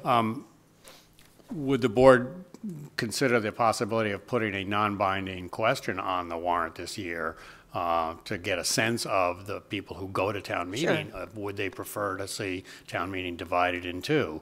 A spring town meeting for, financial considerations and a fall town meeting? That's Yeah. one way of gauging the opinions Just of as people. long as we And were we can- transparent about the cost. Yeah. Okay. I want folks yeah, to know that it is going to cost something. Yeah, yeah. $5,000, all right. Okay. Well, and I understand that it takes staff time and preparation Yeah. time and so forth, and there is a Yeah, cost. I was looking at Courtney's, she's raising her hand now, yeah. I may be putting my foot in my mouth here, but I was going to suggest, before you had mentioned that non-binding question, was doing some sort of outreach in terms of like a survey or a poll or hosting some sort of meeting that outlines the cost of it. And because it is the town meeting voters meetings, I live in Yarmouth where they have it for 1 day on a Saturday and they realize that wasn't working, so they're changing it back to 1 meeting a night, but 2 times a year. Because they're looking at the different ways in which it's affecting their quorum and their outcomes. So I think a non-binding article question is great, but I would also be interested in researching with the town clerk what other towns do, what their outcomes are, as well as formulating some sort of question or information packet to put on the town website and social media to ask the voters what they think. That would directly outline, I think Kathleen, like you said, it's very important to outline the cost of it and who would pay for that. Yeah. I know that there's a constant subject among moderators when we chat on our chat line and when we have our annual Moderators Association meeting. Those who say we're going to try to go to Saturdays to see if we can get more turnout. And people say we went to Saturdays and it didn't work, and we went back to weeknights. And the people who have Saturday meetings and have had them for years say, gee, we should go to a weeknight because people are busy, with softball or whatever on Saturday. So there's no perfect answer. Right. Whatever works for an individual town. And I think, as Courtney says, it ultimately ought to be up to the people who come to town meeting to make this decision, understanding that there's a cost involved, understanding that with the understanding that there's staff time involved. Well, we could also take a vote if they want it at 6 PM rather than 7. well, We again, can get I a whole thing, but we could start, It's and see how people want to do it. It's not just staff time. It's like. It's everything. Yeah. It's everything. It's lighting, it's Understand, yeah. electric, it's committees. Policemen, it's everything. No, and it's And committees yeah. having to look at Yeah. things, and it's really know. disruptive. Okay. Okay. So it can be difficult. Yes, We'll leave it at I that. understand. The one thing I'll leave you with then, if we're going to continue to have our meetings be only one night, I would respectfully ask that the board not consistently put the petitioned articles at the end of the warrant, which has been the board's practice as long as I've been moderator, is that the petitioned articles get treated like second-class citizens. They get stuffed at the end of the warrant, and they don't always get the attention they deserve because people are impatient. The right of citizens to petition their government is enshrined in our Constitution, it's enshrined in Massachusetts state law, and it's enshrined in our charter, and I don't think petitioned articles should be treated like stepchildren. And I'm afraid that the board, petitioned articles are sometimes proposing things that the board is not crazy about, or proposing things that, people might not think is a good idea, but the fact that somebody's gone out and petitioned and gone through the process, I think those articles deserve the same consideration. Now, there have been times when they've been put adjacent to other articles when they relate to them, but most of them end up at the tail end of the warrant when people are antsy, and I would prefer to see them kind of scattered around so that they, maybe keep a quorum and keep people's interest and get the debate and the attention that they're entitled to. Kathleen? Yeah, Danny, I take offense to that. This is my third town meeting as a selectman. The petitioned articles are not shoved at the back of the warrant with the intent of the select board. Petitioned articles come to us last. They're the very last articles in the door. Understood. But, and that's why they're there where they are. But you have the ability to move things around, yes? Well, it's more work, yeah. Okay. We could, but I'm not, in I our didn't say defense, that too. Yeah. These petitioned articles come in the very last minute, sometimes haphazardly. We don't have Joe Powers in that office anymore, who really works with the petitioners. These are not, it's not, you're casting a judgment that says, that we might not agree with an article, and that's why we put it there. That's not the case whatsoever. Okay, I'm glad to hear that. Because we list them as they come. It's or group them. Everybody gets their due diligence as soon as they get in the door and get before the select board. We've had town meetings with 48 articles. We've had town meetings with 52 articles. This select board works very, very hard to hear everybody and give everybody their due diligence with each article. Nothing is placed or shoved at the back because we don't like it. And I would just say, and I know Helen probably wants to talk, between the forum, the pre-town meeting forum, and the fact that our meetings and everybody's meetings are online, I feel like town meeting with all the articles went really smoothly, and everybody was well informed about all of the articles. And so I think that too, we are evolving, which is why I like you doing this, is we are evolving. I agree. Yeah, okay. Yeah, so respectfully to Kathleen, the petitioned articles deadline comes before ours. This board can get articles on the warrant pretty much right up to when we have to submit it to the printer, given, we have to discuss it and vote on it. Petitioned articles, their deadline is February 27th. Right. Yeah, so they have to come in first. And the other thing, and Joe was very good about this, people sometimes submit articles, petitioned articles. The town clerk can't say one thing about one word. So actually, the town clerk can't work with the people. But what I liked was that when it's appropriate, that you put the petitioned articles in a clump if there are other related articles. That's what I was going to say. well. Mr. Hort was very good about that's grouping appropriate. and categorizing the Yes. articles. And otherwise, I agree with Kathleen. I give them full respect, and I'm going to get back to this. I think that they can be something people stay for to the end, and that people have energy when they come back for the second night, and even sometimes the third night. 2 years ago was remarkable. People had energy, they showed up. Yeah.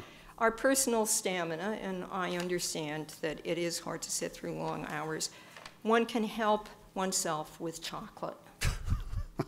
Okay, it's available. I'd also like to mention that last year's warrant, we went through 7 drafts. Yes. Yeah. And that was the minimum. Yeah. 7 drafts, that's a lot of work. Yeah. So anything else No, you thank you need for- from us? But you've got clarification, we've got Yes, thank you. I think- directions to Yeah, and I- you change know- things. And as I said, it changes all the time, and we'll see No, I think how the I town think the feels meetings about have been good. They've been Yeah. well attended. The warrant, I think, the And again, if organization peop- of the warrant if is peop- excellent. If people are watching this, they can tell us how they feel about twice a year, 6 o'clock, childcare, who's going to use it, things like that. That's why we have these on TV. To Justine's point about, I think the year I was elected moderator, I think we did either 3 or 4 special town meetings before I ever did my first annual town meeting. That was the years that we were talking about big water, small sewer, big sewer, small Oh, no, it wasn't 4 or water. 5. I don't think it was 4 or 5. No, yeah. it was not 4 or 5. It was regularly 2. I was there. Okay, moving on then. Very good. Thank you very much. Thank you. And now we have approval of signature of declaration of restrictive covenants. Any comments on this approved contract? Yes, so it was looked into, and Dan? Yeah, so through you to the town administrator, so Dan got, feedback from Right, from KP Cap- Law. yeah. Can you just go over that quickly for all of us here during the meeting? Because So, response from KP Law was the language regarding renewal would be operative only in the event that the restriction was found not to be enforceable for the 99-year term. The town would then have the option in its sole discretion to renew the restriction for 20 years. Thank you. Just to have that out with the public. So, Madam Chair? Yes. Madam Chair, through you to Courtney. Yes. Again, I have a problem with this motion. I'm going to read it to you. I move to approve the signatures of the Select Board. I would rather the motion said, I move to approve that the Select Board sign the Declaration of Restricted Covenants. We're not approving signatures, we're approving us to sign, right? Does that make sense? Yes. All right, so I'm going to redo the motion. I'll read it out again. I move to approve the Select Board to sign the Declaration of Restricted Covenants for 2619 State Highway, Route 6, Wellfleet. Second. All in favor? Okay, thank you. And Madam Chair, I have discovered that Courtney is a notary public, so we can all sign Yeah. our individual. Yes, we all know that. Yeah, well, I didn't know that. And the other thing is, let me just be sure. So there's one page where we're all signing on the same page, and then there are individual signing I requirements. only had the one of all signatures.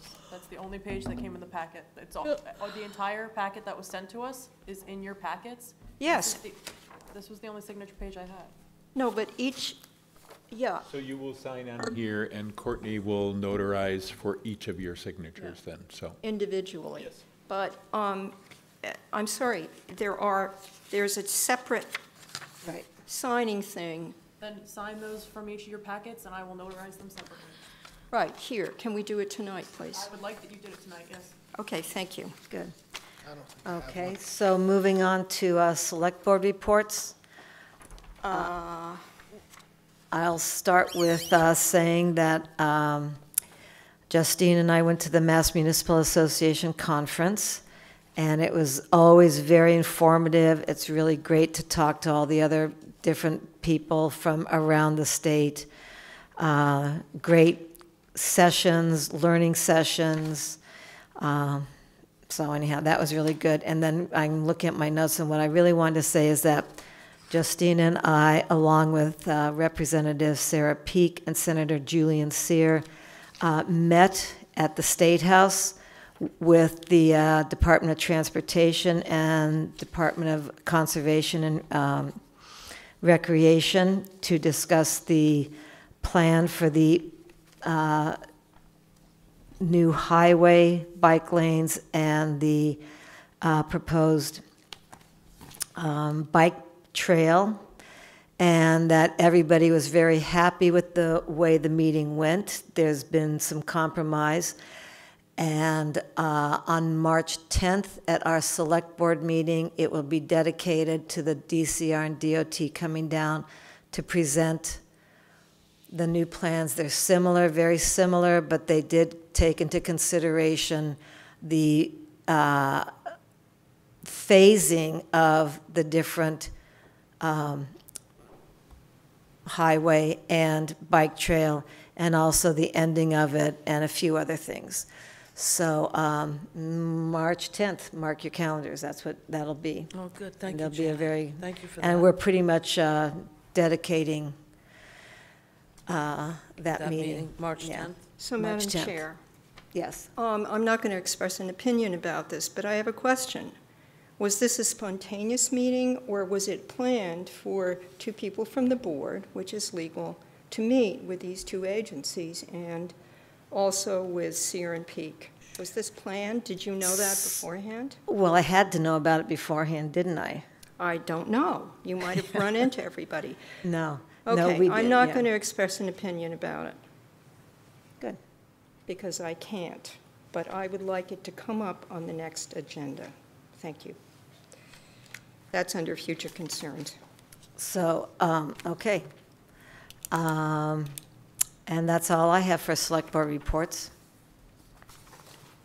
Anybody else? Yeah. Oh, Justine, okay, you got to make a little sound to get my attention. Yeah, I'm just going to echo Janet's comments that the conference was really energizing, and I encourage anyone on the board who can to go next year.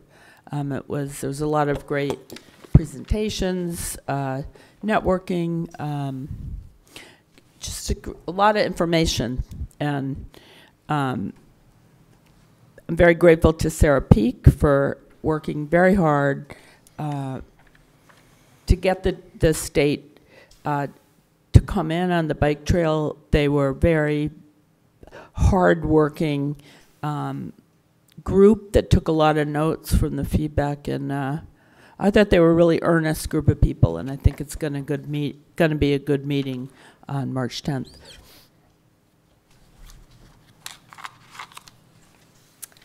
Okay, town administrators report. Any questions or comments? Nope. Topics for future discussion. Okay, this is heavy.